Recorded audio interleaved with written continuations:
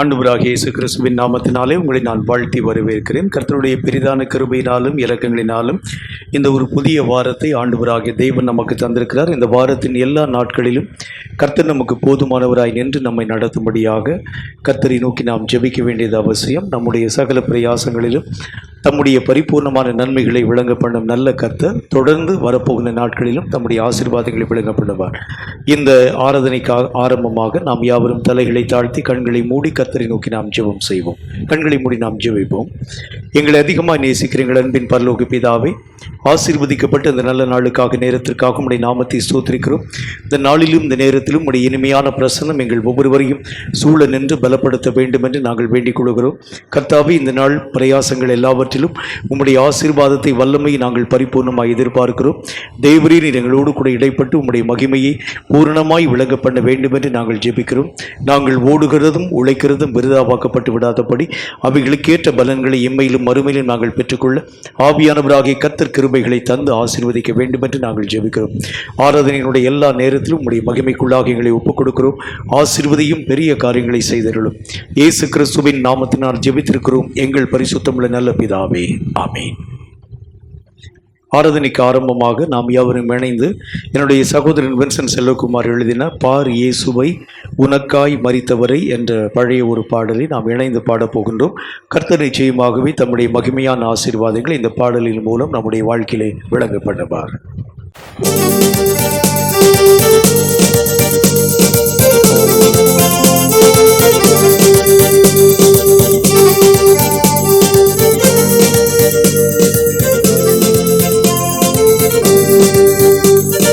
பார் இயேசுவை உனக்காய் மரித்தவரே, பார் இயேசுவை உனக்காய் மரித்தவரே, உன் பாவம் நீக்குவார், உன் சாபம் போக்குவார், உன் கவலை போக்கியே உன் வாழ்வை மாற்றுவார்.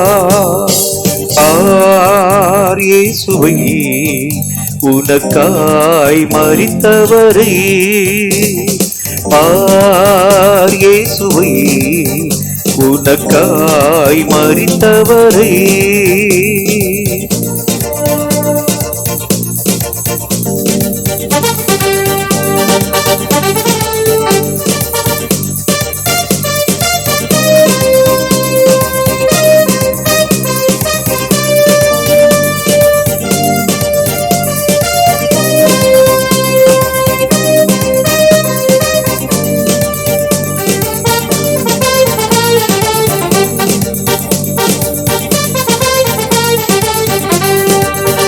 இந்த வானம் பூமியும் யாவும் ஒழிந்திடும், இந்த வானம் பூமியும் யாவும் ஒழிந்திடும், கர்த்தர் கிருபையோ என்றும் நிலைத்திடும், கர்த்தர் கிருபையோ என்றும் நிலைத்திடும். ஜீவனாளெல்லாம் தேவ சமூகம் உன் முன்னே சென்றிடும், ஜீவனாளெல்லாம் தேவ சமூகம் உன் முன்னே சென்றிடும். பார் இயேசுவை உனக்காய் மரித்தவரே.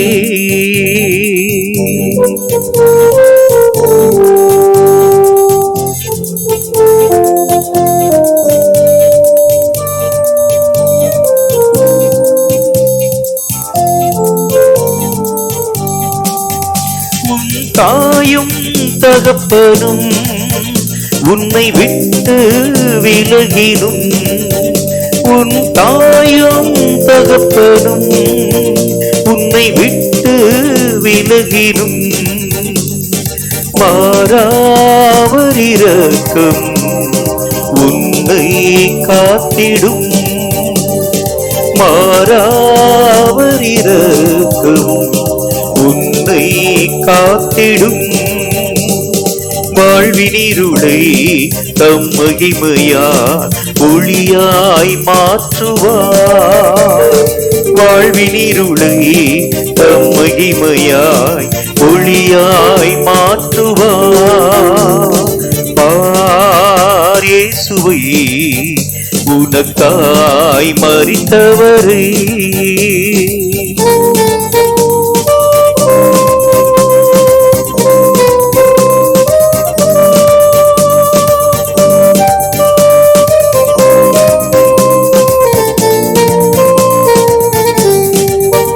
இந்த உலகின் அன்பெல்லாம் கடந்தே சென்றிடும். இந்த உலகின் அன்பெல்லாம் கடந்தே சென்றிடும். தேவனின் அன்பதோ என்றும் நிலைத்திடும். தேவனின் அன்பதோ என்றும் நிலைத்திடும். அன்பு கூர்ந்திடும் இன்ப இயேசுவால் ஜெயமே கிடைத்திடும். அன்பு கூர்ந்திடும் இன்ப இயேசுவால் ஜெயமே கிடைத்திடும். பார் இயேசுவை உனக்காய் மரித்தவரே. பார் இயேசுவை உனக்காய் மரித்தவரே. உன் பாவம் நீக்குவார், உன் சாபம் போக்குவார். உன் கவலை போக்கியே உன் வாழ்வை மாற்றுவார். பார் இயேசுவை உனக்காய் மரித்தவரே. பார் இயேசுவை உனக்காய் மரித்தவரே. கர்த்தருடைய பரிசுத்தமுள்ள நாமம் மகிமைப்படுத்தப்படுவதாக. இப்பொழுதும் கூட கர்த்தருடைய வார்த்தைகளை நாம் அறிந்து கொள்ளப் போகின்றோம். சங்கீதங்களின் புஸ்தகம் 93வது அதிகாரம்.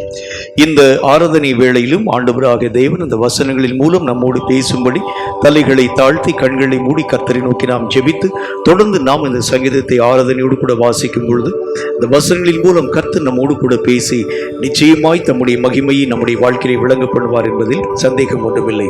தலைகளை தாழ்த்தி கண்களை மூடி இந்த சங்கீத வசனங்களுக்காக உள்ளத்தை திறந்து கர்த்தரை நோக்கி நாம் யாவரும் இணைந்து ஜெபம் செய்வோம். கண்களை மூடி நாம் ஜெபிப்போம். எங்களை அதிகமாய் நேசிக்கிற எங்கள் அன்பின் பரலோக பிதாவே, ஆசீர்வதிக்கப்பட்ட இந்த நல்ல நாளுக்காக நேரத்திற்காக உம்முடைய நாமத்தை ஸ்தோத்திரிக்கிறோம். இந்த நல்ல நாளிலும் நேரத்திலும் உம்மால் எழுதி கொடுக்கப்பட்ட இந்த சத்திய வேத எழுத்துக்களுக்காக நன்றி. இவைகளை நாங்கள் ஆராயவும் அறியவும் உணரவும் இவைகளுக்கேற்ற சகல நன்மைகளையும் பாக்கியத்தையும் தடையில்லாமல் எங்கள் வாழ்க்கையை பெற்றுக்கொள்ளவும் ஆவியானவராகிய கர்த்தர் கிருபைகளை தந்து இந்த வசனங்களின் மூலம் பேசி அறிவை உணர்த்தி கற்க வேண்டிய காரியங்களை தடையில்லாமல் கற்றுக்கொள்ள கிருபை தர வேண்டும் என்று இயேசு கிறிஸ்துவின் நாமத்தினால் ஜெபித்திருக்கிறோம் எங்கள் பரிசுத்தமுள்ள நல்ல பிதாவே, ஆமென். சங்கீதங்களின் புஸ்தகம் 93வது அதிகாரம். இந்த சங்கீதத்தை மாறி மாறி வாசிப்போம். கர்த்தர் ராஜரீகம் பண்ணுகிறார், மகத்துவத்தை அணிந்து கொண்டிருக்கிறார். கர்த்தர் பராக்கிரமத்தை அணிந்து அவர் அதை கச்சையாக கட்டி கொண்டிருக்கிறார். ஆதலால் பூச்சக்கரம் அசையாதபடி நிலை பெற்றிருக்கிறது. அல்லேலூயா, அல்லேலூயா, அல்லேலூயா, அல்லேலூயா, அல்லேலூயா, அல்லேலூயா, அல்லேலூயா, அல்லேலூயா. உமது சிங்காசனம் பூர்வம் முதல் உறுதியானது, நீர் அனாதியாயிருக்கிறீர். அல்லேலூயா, அல்லேலூயா, அல்லேலூயா, அல்லேலூயா. கர்த்தாவே, நதிகள் எழும்பின, நதிகள் இரைச்சலிட்டு எழும்பின, நதிகள் அலை திரண்டு எழும்பின. அல்லேலூயா, அல்லேலூயா, அல்லேலூயா, அல்லேலூயா, அல்லேலூயா, அல்லேலூயா அல்லேலூயா அல்லேலூயா. திரளான தண்ணீர்களின் இரைச்சலை பார்க்கிலும் சமுத்திரத்தின் வலிமையான அலைகளை பார்க்கிலும் கர்த்தர் உன்னதத்திலே வல்லமை உள்ளவர். அல்லேலூயா அல்லேலூயா அல்லேலூயா அல்லேலூயா. உமது சாட்சிகள் மிகவும் உண்மை உள்ளவைகள் கர்த்தாவே. பரிசுத்தமானது நித்திய நாளாக உமது ஆலயத்தின் அலங்காரமாயிருக்கிறது. அல்லேலூயா அல்லேலூயா அல்லேலூயா அல்லேலூயா அல்லேலூயா அல்லேலூயா அல்லேலூயா அல்லேலூயா. இப்பொழுதும் கூட கர்த்தருடைய நாமத்திற்கு முன்பதாக நாம் யாவரும் ஆராதனையின் ஊடாக கடந்து போகின்றோம். ஆராதனை வேளை அது ஒரு இனிமையான ஒரு வேளை, தேவனுடைய மனதை சந்தோஷிப்பிக்கக்கூடிய ஒரு வேளையும் கூட. இந்த அருமையான நாளிலும் நேரத்திலும் கர்த்தருடைய நாமத்தை மகிமைப்படுத்தவும் கர்த்தருடைய மனதை மகிழ்விக்கவும் தக்கதாக நாம் யாவரும் ஆராதனையில் இணைய போகின்றோம். நீங்களும் நானும் நாம் யாவரும் இணைந்து ஆராதிக்கும் பொழுது தேவனுடைய மனம் சந்தோஷம் அடைந்து நம்முடைய ஆராதனைகளிலே கர்த்தராக தேவன் பிரியப்பட்டு தம்முடைய மகிமையை கர்த்தர் நம்முடைய வாழ்க்கையிலே நிச்சயமாய் விளங்க பண்ணுவார். யாவரும் நாம் ஆராதனைக்கு ஆயத்தப்படுவோமா? கர்த்தருடைய நாமத்தை ஆராதிக்கும்படிக்காக நாம் கடந்து போகின்றோம். இது ஒரு ஆராதனையினுடைய வேளை, முக்கியமான வேளையும் கூட. ஆராதனையின் மூலம் அநேகம் நன்மையான காரியங்களை ஜனங்கள் பெற்றிருக்கிறார்கள் என்று சொல்லி நாம் அறிந்திருக்கிறோம். உற்சாகத்தோடு கூட கர்த்தருடைய நாமத்தை மகிமைப்படுத்தும் பொழுது கர்த்தராகிய தேவன் தம்முடைய மகிமையை பூரணமாய் நம்முடைய வாழ்க்கையிலே விளங்க பண்ணுவார். யாவருக்கும் தெரிந்த ஒரு பாடல், மகிமை உமக்கன்றோ மாட்சிமை உமக்கன்றோ என்ற பாடலை நாம் இணைந்து பாடி கர்த்தருடைய நாமத்தை ஆராதிக்க போகிறோம். ஆராதனை அப்படின்னு சொல்லி நீ உட்கார்ந்துட்டு கேட்டுட்டு இருக்கக்கூடாது. தயவுசெய்து நாம் யாவரும் எழுந்து நின்று உங்களுடைய இருக்கக்கூடிய இடத்துல எழுந்து நின்று கர்த்தருடைய நாமத்தை நாம் ஆராதிக்க போகின்றோம். ஆராதிக்கும் பொழுதே தேவன் தம்முடைய மகிமையை நிச்சயமாய் நம்முடைய வாழ்க்கையிலே விளங்க பண்ணுவார் என்பதில் சந்தேகம் ஒன்றுமில்லை.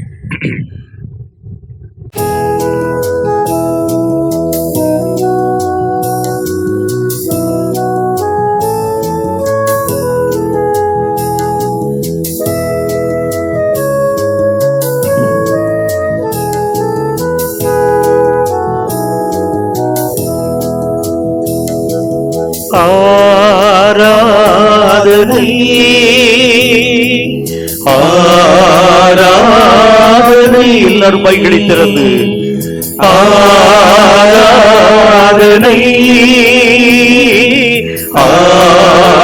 ஆராதனை. என் அன்பு இயேசுவுக்கே என் அன்பு இயேசுவுக்கே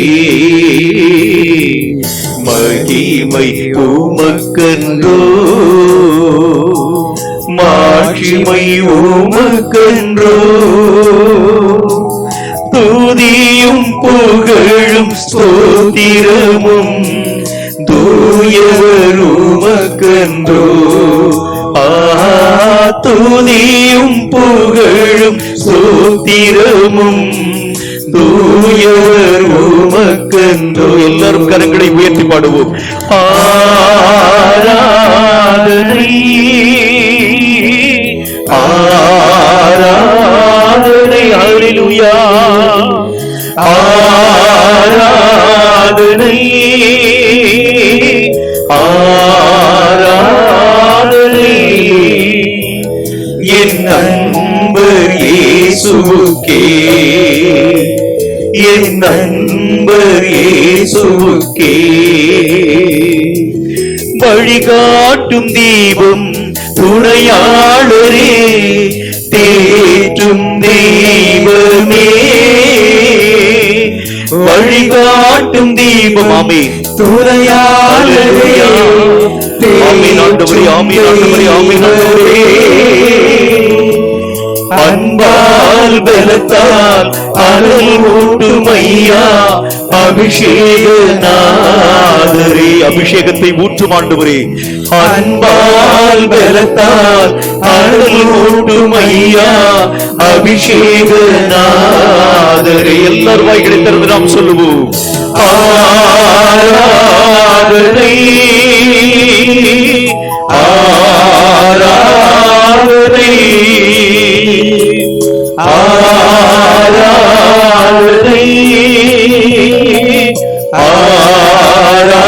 ஆராதனை என் நண்பர் இயேசுவுக்கே. ஆமென் ஆண்டவரே. என் நண்பர் இயேசுவுக்கே உம்பல்ல செயல்கள் நினைத்து நினைத்து உள்ளமே பொங்குதையா. கர்த்தாவே ஸ்தோத்திரிக்கிறோம். உம்பல்ல செயல்கள் நினைத்து நினைத்து உள்ளமே பொங்குதையா. நல்லவரே நன்மை செய்தவரே நன்றி நன்றி ஐயா. நல்லவரே ஆமென். நன்மை செய்த நன்மைகளை எங்களுக்கு செய்திருக்கிறேன். நன்றி ஆண்டவரே, நன்றி ஆண்டவரே. நல்லவரே ஹல்லேலூயா. வல்லவரே ஆராதனை. ஆராதியுங்கள். ஹல்லேலூயா. ஆராதனை. நல்லவரே வல்லவரே ஆராதனை ஆராதனை. பரிசுத்தரே படைத்தவரே ஆராதனை. எல்லாரும் வாய்களை திறந்து நாம் ஆராதிப்போம். ஆமென் ஆண்டவரே. ஆராதனை. பரிசுத்தரே படைத்தவரே ஆராதனை ஆராதனை. கர்த்தாவே நீ செய்த நன்மைகளை நித்தமும் நினைக்கிறேன். ஆமென் ஆண்டவரே. கர்த்தாவே நீ செய்த நன்மைகளை நித்தமும் நினைக்கிறேன். முழு உள்ளத்தோடு உம் நாமம் முழு உள்ளத்தோடு உம் நாமே பாடி புகழுவே. நான் பாடி புகழுவே. என் இயேசு ராஜாவுக்கே அல்லேலூயா. என்னாலும் ஸ்தோத்திரம். ஆமென். என்னோடு வாழ்பவர்க்கே என்னாலும் ஸ்தோத்திரம். நெருக்கப்பட்டேன் தள்ளப்பட்டேன் நேசர் நீ அணைத்தீரே. ஹல்லேலூயா. ஆமென் ஆண்டவரே. எவ்வளவு தூரம் ஆண்டவரே. தள்ளப்பட்ட பொழுதிலும் வீரங்களை பாதுகாத்தீரே. கோடானு நன்றி. கைவிடப்பட்டு கதறினே கைவிடப்பட்டு கதறினே. கர்த்தர் நீ தேற்றினி கர்த்தர் நீ தேற்றினி. சோதரிக்கிறோம் ஆண்டவரே. எங்கே சுராஜாவுக்கே ஆமென் ஆண்டவரே. என்னாலும் சோத்திரம். என்னோடு வாழ்பவர்க்கே என்னாலும் சோத்திரம். ஆமென் ஆண்டவரே. என் இயேசு ராஜாவுக்கே என்னாலும் சோத்திரம். என்னோடு வாழ்பவர்க்கே என்னாலும் சோத்திரம். ஆராதனை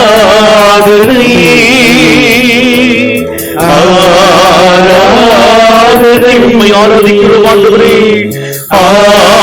ஆராதனை உம்மை உயர்த்துகிறோம் ஆண்டவரே. ஆராதனை எல்லா துதியும் கனமும் உமக்கே செலுத்துகிறோம். ஆமென் ஆண்டவரே, ஆமென் ஆண்டவரே. எல்லாவற்றையும் ஏற்றுக்கொள்ளுவீராக. ஆமென் ஆண்டவரே, ஆமென் ஆண்டவரே, ஆமென் ஆண்டவரே, ஆமென் ஆண்டவரே. என் நண்பர் இயேசுவுக்கே, என் நண்பர் இயேசுவுக்கே. கர்த்தருடைய பரிசுத்தமுள்ள நாமம் மகிமைப்படுத்தப்படுவதாக. ஆராதனை வேளையிலே பங்கு பெற்ற உங்கள் ஒவ்வொருவரையும் கர்த்தர் அளவில்லாமல் ஆசீர்வதித்திருப்பார். நிச்சயமாகவே இந்த ஆராதனை நேரத்திலே தேவனுடைய பிரசன்னம் உங்கள் வீடுகளை தேடி வந்திருக்கும் என்கிறதில் எந்த விதமான ஐயப்பாடும் இல்லை. இப்பொழுதும் கூட கர்த்தருடைய நாமத்தின் மகிமைக்கென்றாக நாம் கர்த்தருடைய சமூகத்தை நோக்கி ஜெபத்தின் ஊடாக கடந்து போக போகின்றோம். இது ஒரு ஜெப குறிப்பினுடைய நேரம். கர்த்தர் இந்த உலகத்திற்கு தேவையான சகல காரியத்திலும் ஜெபத்தின் வழியாகவே சந்திக்கிறார் என்று சொல்லி நாம் அறிந்திருக்கிறோம். இப்பொழுதும் கூட சொல்லப்படக்கூடிய ஜெப குறிப்புகளை கருத்தாய் நீங்கள் கவனித்து அவைகளுக்கேற்ற வண்ணமாய் ஜெபிக்கும் பொழுது தேசத்திலே ஒரு பெரிய மாற்றம் கர்த்தருடைய நாமத்தினால் உருவாக்கப்படும் என்கிறதில் சந்தேகமில்லை. கர்த்தரை நோக்கி நாம் ஜெபிக்கும்படிக்காக கடந்து போக போகின்றோம். முழங்கால் படியிட்டு தேவனுடைய சமூகத்திலே காத்திருக்கும் பொழுது இந்த உலகமே அசைய பண்ணப்படுகிறதை பிரத்யட்சமாய் நாம் நம்முடைய கண்களினால் பார்க்க போகிறோம். ஜெபிக்கும்படி கடந்து போகலாமா? கர்த்தருக்குள் பிரியமானவர்களே, இந்த ஜெப நேரத்திலும் உங்கள் யாவரையும் நாங்கள் வாழ்த்தி வரவேற்கிறோம். இது நாம் ஆண்டவராகிய தேவனை நோக்கி ஊக்கமாக கருத்தோடு கூட பாரத்தோடு கூட ஜெபிக்கக்கூடிய ஒரு நல்ல நேரம். இதில் எல்லாரும் பார்த்து விட்டு உட்கார்ந்துட்டு இருக்கக்கூடாது. இந்த நேரத்தில் நம்முடைய பொறுப்பை உணர்ந்து நம்முடைய தேசத்திலே நம்மை சுற்றி எத்தனையோ விதமான விஷயங்கள் நடந்துக்கிட்டு இருக்கு. அந்த காரியங்கள் எல்லாவற்றையும் பார்த்து விட்டு நம்ம இந்த மாதிரி உட்கார்ந்துருக்கிறாம பாரத்தோடு கூட முழங்கால் படிக்கக்கூடியவர்கள் முழங்கால் படியிட்டு அல்லது எழுந்து நிற்கக்கூடியவர்கள் எழுந்து நின்று பயபக்தியோடு கூட கர்த்தருடைய சமூகத்தை நோக்கி ஊக்கமாக நம்ம ஜெபிக்க போகிறோம். எல்லாரும் செல்லப்படக்கூடிய காரியங்கள் எல்லாவற்றையும் உணர்ந்து கர்த்தரை நோக்கி கண்ணீரோடு கூட திருப்பிலே நின்று நம்முடைய தேசத்திற்காகவும் சுற்றி நடக்கக்கூடிய எல்லா காரியங்களுக்காகவும் ஆண்டவரை நோக்கி நம்ம ஜெபிக்கலாம். முதலாவது காரியமாக நம்முடைய தேசத்திலே காணப்படக்கூடிய இந்த பொருளாதார பிரச்சனைகளுக்காக நம்ம ஜெபிக்க போகிறோம்.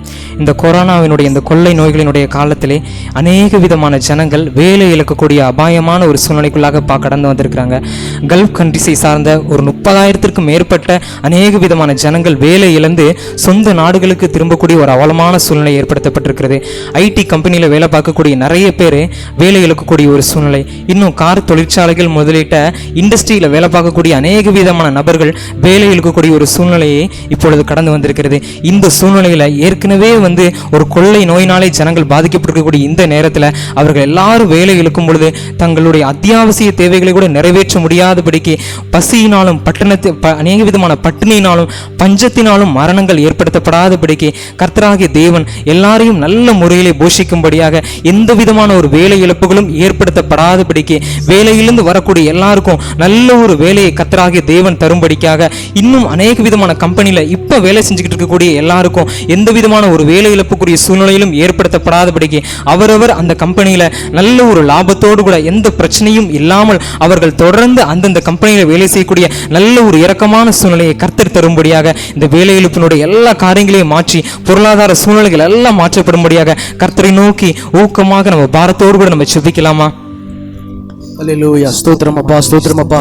ஜெபத்தை கேட்கிறவரே ஆண்டவரே உம்மை நோக்கி இயேசப்பா ஸ்தோத்திரம் அப்பா. உம்முடைய பிள்ளைகளாகிய நாங்கள் ஆண்டவரே ஒன்றிணைந்து கர்த்தராகிய இயேசுவின் நாமத்திலே ஆண்டவரே எங்கள் தேசத்துடைய பொருளாதார மீட்புக்காக நாங்கள் ஜெபிக்கிறோம் தகப்பனே. இயேசப்பா ஸ்தோத்திரம் அப்பா. ஆண்டவரே இந்த கொரோனாவிற்கு முன்பதாகவே இயேசப்பா எங்கள் தேசம் ஆண்டவரே ஸ்தோத்திரம் அப்பா ஆண்டவரே பெரும் ஆண்டவரே பொருளாதார தாக்கத்தை ஆண்டவரே சந்தித்துக் கொண்டிருக்கிறது இந்த இருந்தே தகப்பனே. இயேசப்பா இளைஞர்கள் மிகுதியாக காணப்படுகிறார்கள் தேசத்தில் ஆண்டவரே. ஏற்கனவே வேலை வாய்ப்பின்மை ஆண்டவரே அதிகரித்து காணப்பட்டது தகப்பனே. இயேசப்பா நன்கு படித்த இளைஞர்கள் கூட ஆண்டவரே ஆண்டவரே இந்த உணவு ஆண்டவரே டெலிவரி செய்கிற அந்த நிறுவனங்கள் கூட போய் சேர்ந்து இயேசப்பா ஆண்டவரே தங்கள் குடும்பத்துக்காக ஆண்டவரே தங்கள் ஜீவனத்திற்காக ஆண்டவரே ஸ்தோத்திரமப்பா தங்கள் படித்த படிப்புகளை விட்டுவிட்டு இயேசப்பா அதை விட தரக்குறைவான வேலைகளை கூட நிறைய பேர் செய்து கொண்டிருந்தார்கள் இயேசப்பா. ஆனாலும் அப்பா இந்த நேரத்தில் ஆண்டவரே கொரோனாவினால எங்கள் தேசம் ஆண்டவரே மிகுந்த பொருளாதாரத்தை ஆண்டவரே பொருளாதார இழப்பை சந்தித்துக் கொண்டிருக்கிறது இயேசப்பா. ஆண்டவரே 4.5% அளவுக்கு இயேசப்பா பொருளாதார வீழ்ச்சி அடையும் என்று இயேசப்பா பல்வேறு சொல்லியிருக்கிறாங்களே தகப்பனே. இயேசப்பா ஸ்தோத்திரமப்பா ஈடுகட்ட முடியாத ஆண்டவரே ஆண்டவரே இந்த பொருளாதார இழப்பு இயேசுப்பா ஆண்டவரே எங்களால் ஆண்டவரே ஒன்றும் செய்ய முடியாத தகப்பனே ஆண்டவரே ஸ்தோத்திரம் அப்பா எல்லா இடங்களிலும் ஆண்டவரே வெளிநாடுகளை வேலை செய்து கொண்டிருந்த ஆண்டவரே எத்தனையோ இளைஞர்கள் ஆண்டவரே தங்கள் குடும்பத்திற்காக ஆண்டவரே வெளிநாடுகளை வேலை செய்து கொண்டிருந்த எத்தனையோ இளைஞர்கள் மீண்டும் ஆண்டவரே எங்கள் தாயகத்திற்கு திரும்பி அனுப்பப்பட்டிருக்கிறார்களே ராஜா இயேசுப்பா ஸ்தோத்திரம் அப்பா இத்தகைய கொடுமையான சூழலிலிருந்து ஆண்டவரே எங்கள் தேசத்தை பாதுகாத்துக் கொள்ள வேண்டும் என்று ஜெபிக்கிற தகப்பனே இயேசுப்பா ஸ்தோத்திரம் அப்பா ஆண்டவரே தீர்க்கதரிசி எலியாவுடைய காலத்திலே இயேசுப்பா ஆண்டவரே ஒரே நாள் ஆண்டவரே பஞ்சத்தை அற்புதமாக மாற்றி இயேசுப்பா ஆண்டவரே தேசத்திலே செழிப்பாக ஆண்டவரே சூழலை கொண்டு வந்தீங்க இயேசுப்பா ஆண்டவரே உம்மால் எல்லாம் ஆகும் ஆண்டவரே ஸ்தோத்திரம் அப்பா ஆண்டவரே மனுஷரால் கூடாதவைகள் ஆண்டவரே உம்மால் கூடும் ஆண்டவரே இயேசுப்பா உங்க பிள்ளைகளாகிய நாங்க இயேசுப்பா ஆண்டவரே உம்முடைய கரங்களை விசுவாசிக்கிறோம் ஆண்டவரே ஸ்தோத்திரம் அப்பா இது உம்முடைய காரங்களுக்கு ஆண்டவரே உம்முடைய பார்வைக்கு மிகவும் அற்பமான காரியம் இயேசுப்பா ஆண்டவரே ஸ்தோத்திரம் அப்பா எங்கள் தேசத்தில் இருக்கிற ஆண்டவரே பொருளாதார சீர்குலைவை எல்லாவற்றையும் மாற்றி ஆண்டவரே ஸ்தோத்திரம் அப்பா எங்கள் தேசத்தில் செழிப்பை கட்டளையிட வேண்டும் என்று ஜெபிக்கிறோம் ஆண்டவரே ஆட்சியாளர்களுக்கு ஆண்டவரே ஸ்தோத்திரம் அப்பா திறமையாக எப்படி ஆண்டவரே பொருளாதார சீர்குலைவை ஆண்டவரே திறமையாக செயல்பட்டு இதை எப்படி சமாளிப்பது என்ற ஆண்டவரே நல்ல அறிவை கொடுக்க வேண்டும் என்று ஜெபிக்கிறோம் தகப்பனே இயேசுப்பா ஸ்தோத்திரம் அப்பா ஆண்டவரே உங்கள் பிள்ளைகளாகிய நாங்கள் ஆண்டவரே உம்மை நோக்கி கதறி ஜெபிக்கிறோம் ஆண்டவரே தேவன் ஆண்டவரே எங்கள் தேசத்திற்கு இரக்கம் செய்ய வேண்டும் என்று ஜெபிக்கிறோம் ஆண்டவரே படித்த இளைஞர்கள் எத்தனையோ பேர் தகப்பனே ஸ்தோத்திரம் அப்பா இப்பொழுது வேலை இழந்து ஆண்டவரே தற்கொலை எண்ணங்களோடு ஆண்டவரே அலைந்து கொண்டிருக்கிறார்கள் தகப்பனே ஆண்டவரே வேலை இழப்பினாலே இயேசுப்பா எங்கள் தேசத்திலே ஆண்டவரே குற்றங்கள் பெருகுமே இயேசுப்பா தயவு செய்து ராஜா ஆண்டவரே மனுஷன் ஆண்டவரே அடித்து பட்சிக்கிற ஆண்டவரே பொல்லாத நிலைமை எங்கள் தேசத்திலே உண்டாகுமே இயேசுப்பா ஆண்டவரே அப்படிப்பட்ட அவல நிலைமைகளை இயேசுப்பா எங்கள் தேசத்திலே வந்துவிடாதபடிக்கு கர்த்தர் ஆண்டவரே எங்கள் தேசத்திற்கு மனம் இறங்க வேண்டும் என்று ஜெபிக்கிறோம் ஆண்டவரே உம்மால் எல்லாம் ஆகும் ஆண்டவரே ஸ்தோத்திரம் அப்பா ஒரே நிமிஷத்திலே ஆண்டவரே ஒரே ராத்திரியிலே இயேசுப்பா ஆண்டவரே சூழ்நிலைகளை மாற்றுவதற்கு நீர் வல்லவராய் இருக்கிறீர் தகப்பனே இயேசுப்பா ஸ்தோத்திரம் அப்பா எங்கள் தேசத்திலே இருக்கிற ஆண்டவரே சிறு பிள்ளைகள் நிமித்தமாக எங்கள் தேசத்திலே இருக்கிற ஆண்டவரே ஏழைகள் நிமித்தமாக ஆண்டவரே ஆண்டவரே எங்கள் தேசத்திற்கு இறங்க வேண்டும் என்று ஜெபிக்கிறோம் ஆண்டவரே உம்முடைய பிள்ளைகளாகிய நாங்கள் ஆண்டவரே உம்மை நோக்கி விசுவாசத்தோடு ஜெபிக்கிறோம் ஆண்டவரே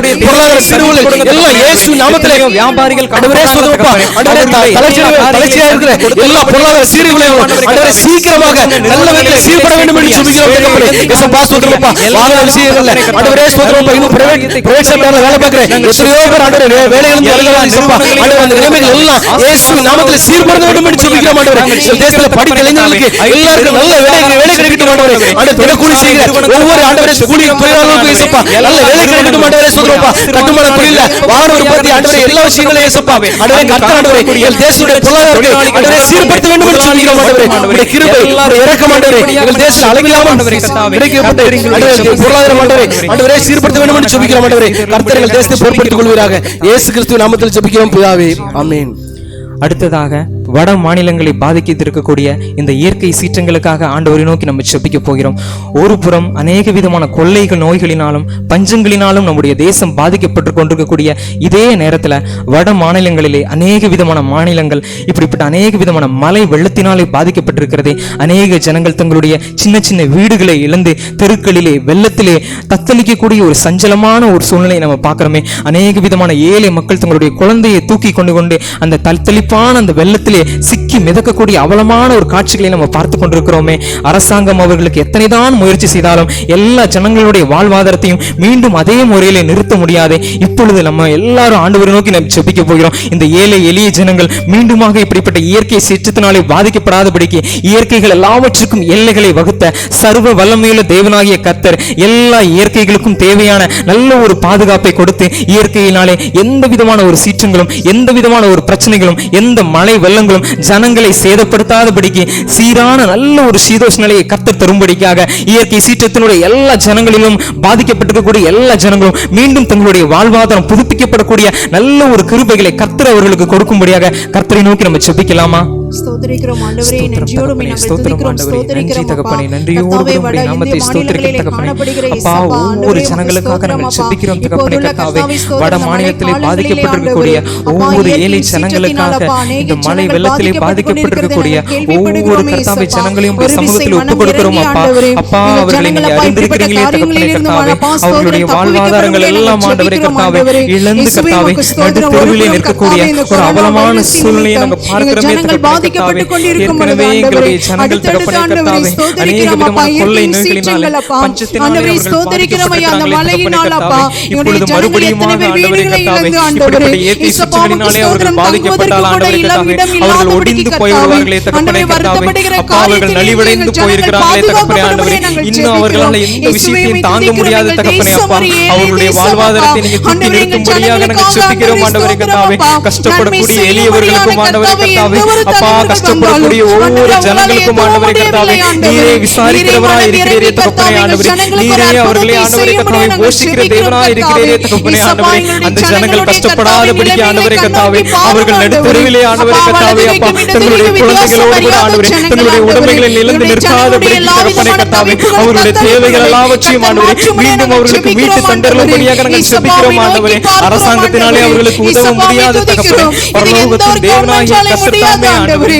நீர் என் இறங்க கர்த்தரால் வேண்டும் மாத்திரமே இது கைகூடி ஆம் வரும் ஆண்டவரே, ஆண்டவரே. ஆம் தகப்பனே இசப்பாவை அப்பா, துதிக்கிறோம், அவர்களுக்கு உதவி ஸ்தோத்திரிக்கிறோம் செய்தருளும் ஐயா. ஆண்டவரே. இயற்கை எல்லாம் இறங்கும் உம்முடைய தகப்பனே ஆண்டவரே, கட்டுப்பாட்டில் அல்லவா நீரே இருக்கிறது அவர்களுக்கு ஆண்டவரே. உதவுங்க இசப்பா, தகப்பனே இம்மட்டுமா கர்த்தாவே, மிஞ்சி எல்லா வராத விதமான இன்று வெள்ளத்தினுடைய அன்றைக்கு சூழ்நிலைகளும் காற்றுக்கும் கடலுக்கும் நிறுத்தப்படட்டும் ஆண்டவரே ஆண்டவரே கட்டளை கர்த்தாவே. கொடுத்த எங்கள் இயற்கைகளுக்கு தேவனாகிய எல்லைகளை கர்த்தர் வகுத்தவரே, இந்த நாட்களிலே நீரே அந்த இசப்பா, இந்த காரியங்கள் இயற்கை எல்லாவற்றையும் சூழ்நிலையிலே ஆண்டவரே ஆண்டவரே கர்த்தாவே, எங்கள் உம்முடைய ஜனங்களுக்கு கரங்களிலே ஒரு இருக்கிறதே கர்த்தாவே தகப்பனே ஸ்தோத்திரம், ஒரு நல்ல கர்த்தாவே, பாதுகாப்பை அவர்கள் இனி கொடுங்க ஆண்டவரே இசப்பா. கர்த்தாவே, ஆண்டவரே, இப்படிப்பட்ட உம்மை மண் துதிக்கிறோம் தண்ணீரினாலே அப்பா. வீடுகளை இழந்து அப்பா, வெள்ளங்களினாலே ஆண்டவரே, இந்த தண்ணீரில் ஆண்டவரே ஸ்தோத்திரம், எங்கள் ஜனங்கள் அழிந்து போகாதபடி காத்துக் கொள்ளுங்க. வட இந்திய மாநிலம் முழுவதையும் ஆண்டவரே உங்க கரங்களில் அர்ப்பணித்து ஜெபிக்கிறோம் அப்பா. கர்த்தாவே, இது நிமித்தமாக மறுபடியும் அப்பா கொள்ளை நோய்கள் எதுவும் வராதபடி பாதுகாத்துக் கொள்ளுங்க இயேசுப்பா. கர்த்தாவே, உங்க கரங்களில் அர்ப்பணித்து நாங்கள் ஜெபிக்கிறோம் ஆண்டவரே.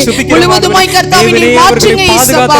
கர்த்தாவே, உமது சமூகத்தை நோக்கி நாங்கள் கெஞ்சுகிறோம் ஆண்டவரே. எங்கள் ஜனங்கள் அழிந்து போகக்கூடாது கர்த்தாவே. என்னுடைய ஜனங்கள் யாரும் இது நிமித்தம் கஷ்டப்படக்கூடாது இயேசுப்பா. கர்த்தாவே, உமது கிருபைக்காய் நாங்கள் கெஞ்சி நிற்கிறோம் ஆண்டவரே. எங்களிடத்திலே கர்த்தாவே நீதி என்று சொல்வதற்கு ஒன்றுமில்லை ஆண்டவரே. எங்களுடைய நீதி எல்லாம் அழுக்கான கந்தைகளைப் போல இருக்கிறது கர்த்தாவே. இயேசுப்பா, உங்க இரக்கத்துக்காய் நாங்கள் கெஞ்சி நிற்கிறோம் ஆண்டவரே. நீங்க மனம் இறங்கும்படியாய் ஜெபிக்கிறோம் அப்பா. எங்கள் தேவனாகிய கர்த்தர் கிருபையாய் இறங்கி அப்பா எங்கள் ஜனங்கள் ஒவ்வொருத்தருக்கும் இயேசுப்பா ஒரு நல்ல பாதுகாப்பை கொடுத்து அவங்களை கர்த்தர் பராமரிக்கும்படியாய் நாங்கள் ஒப்பு கொடுத்து ஜெபிக்கிறோம். இயேசு கிறிஸ்துவின் நாமத்தினால் ஜெபிக்கிறோம். ஜெபம் கேளும் நல்ல பிதாவே, ஆமென்.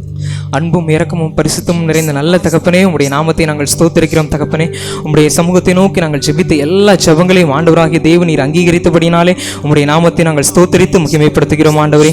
எங்கள் தேசத்தினுடைய ஜனங்களுக்கும் எங்களுக்கும் நீர் போதுமான தேவனாய் இருந்து கர்த்தாவே, ஒவ்வொருவரையும் நீரே கர்த்தாவே இந்த கஷ்டமான இந்த சஞ்சலமான சூழ்நிலையிலே வழிநடத்தி ஒவ்வொருவரையும் ஆசீர்வதித்தரல வேண்டும் என்று இயேசு கிறிஸ்துவின் நாமத்தினால் நாங்கள் ஜெபிக்கிறோம் எங்கள் அன்பின் பிதாவே, ஆமென்.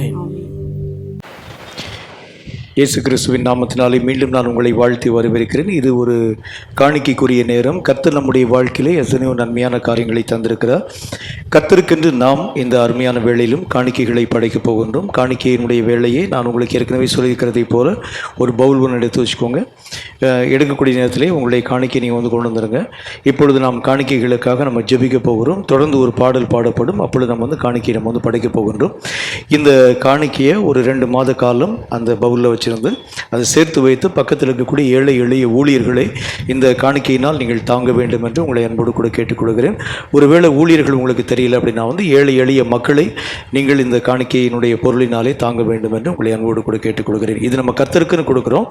இது நம்ம வேறு எந்த விதமான பர்பஸும் கிடையாது. கர்த்தருக்கென்று கொடுக்கக்கூடிய இந்த காணிக்கையாகிய பலிகளின் மேலே கர்த்தருடைய ஆசீர்வாதம் நிச்சயமாய் தாங்கும். நம்மையும் நம்முடைய காணிக்கைகளையும் கர்த்தருடைய கரங்களில் ஒப்பு கொடுத்து தலைகளை தாழ்த்தி கண்களை மூடி நாம் ஜெபம் செய்வோம். எங்களை அதிகமாய் நேசிக்கிற எங்கள் அன்பின் பரலோக பிதாவை, ஆசீர்வதிக்கப்பட்ட இந்த நல்ல நாளுக்காக நேரத்திற்காக மீண்டும் உம்முடைய நாமத்தை ஸ்தோத்திரிக்கிறோம்.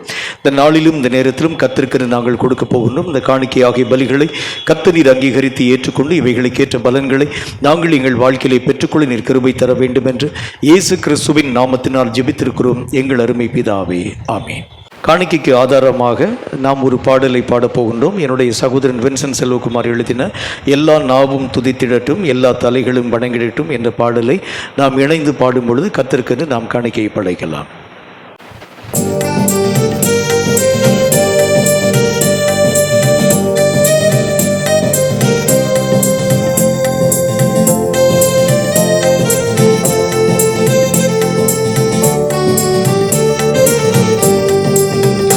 எல்லா நாவும் துதித்திடட்டும் எல்லா தலைகளும் வணங்கிடட்டும் எல்லா நாவும் துதித்திடட்டும், எல்லா தலைகளும் வணங்கிடட்டும். எந்த நேரமும் அவர் கிருபையை நன்றியால் உள்ளம் நினைத்திடட்டும். எந்த நேரமும் அவர் கிருபையை நன்றியால் உள்ளம் நினைத்திடட்டும்.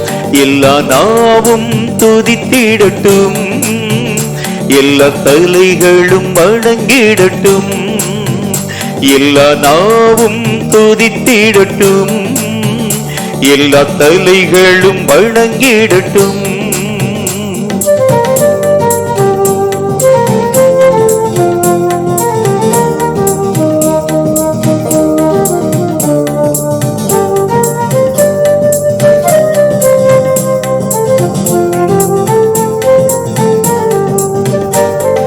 வானமும் பூமியும் படைத்து அவர் நீதியாய் ஆளுகை செய்கின்றவர். வானமும் பூமியும் படைத்து அவர் நீதியாய் ஆளுகை செய்கின்றவர்.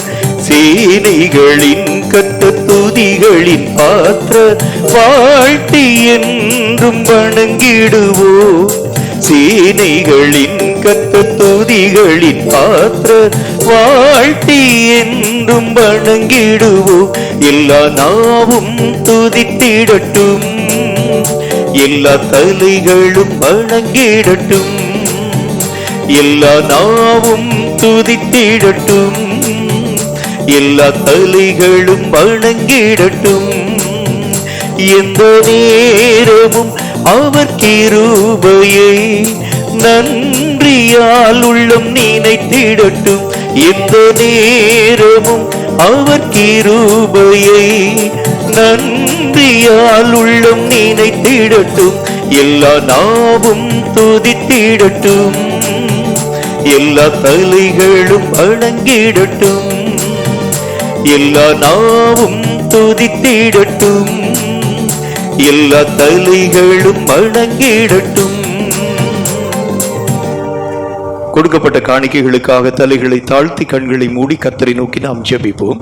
எங்களை அதிகமாய் நேசிக்கிற எங்கள் அன்பின் பரலோக பிதாவே, ஆசீர்வதிக்கப்பட்ட இந்த நல்ல நாளிலும் கர்த்தருக்கென்று காணிக்கை படைக்கும் நல்லதொரு நேரத்தை எங்களுக்கு தந்தி, ஆபேலையும் அவனுடைய காணிக்கைகளையும் கர்த்தர் நீர் அங்கீகரித்து ஏற்றுக்கொண்டதைப் போல எங்களையும் எங்களுடைய காணிக்கைகளையும் நீர் அங்கீகரித்து ஏற்றுக்கொண்டு அவைகளுக்கேற்ற நன்மையான காரியங்களை நீர் எங்கள் வாழ்க்கையிலே தந்து எங்களை ஆசீர்வதிக்க வேண்டும் என்று இயேசு கிறிஸ்துவின் நாமத்தினால் ஜெபித்திருக்கிறோம் எங்கள் அருமை பிதாவே.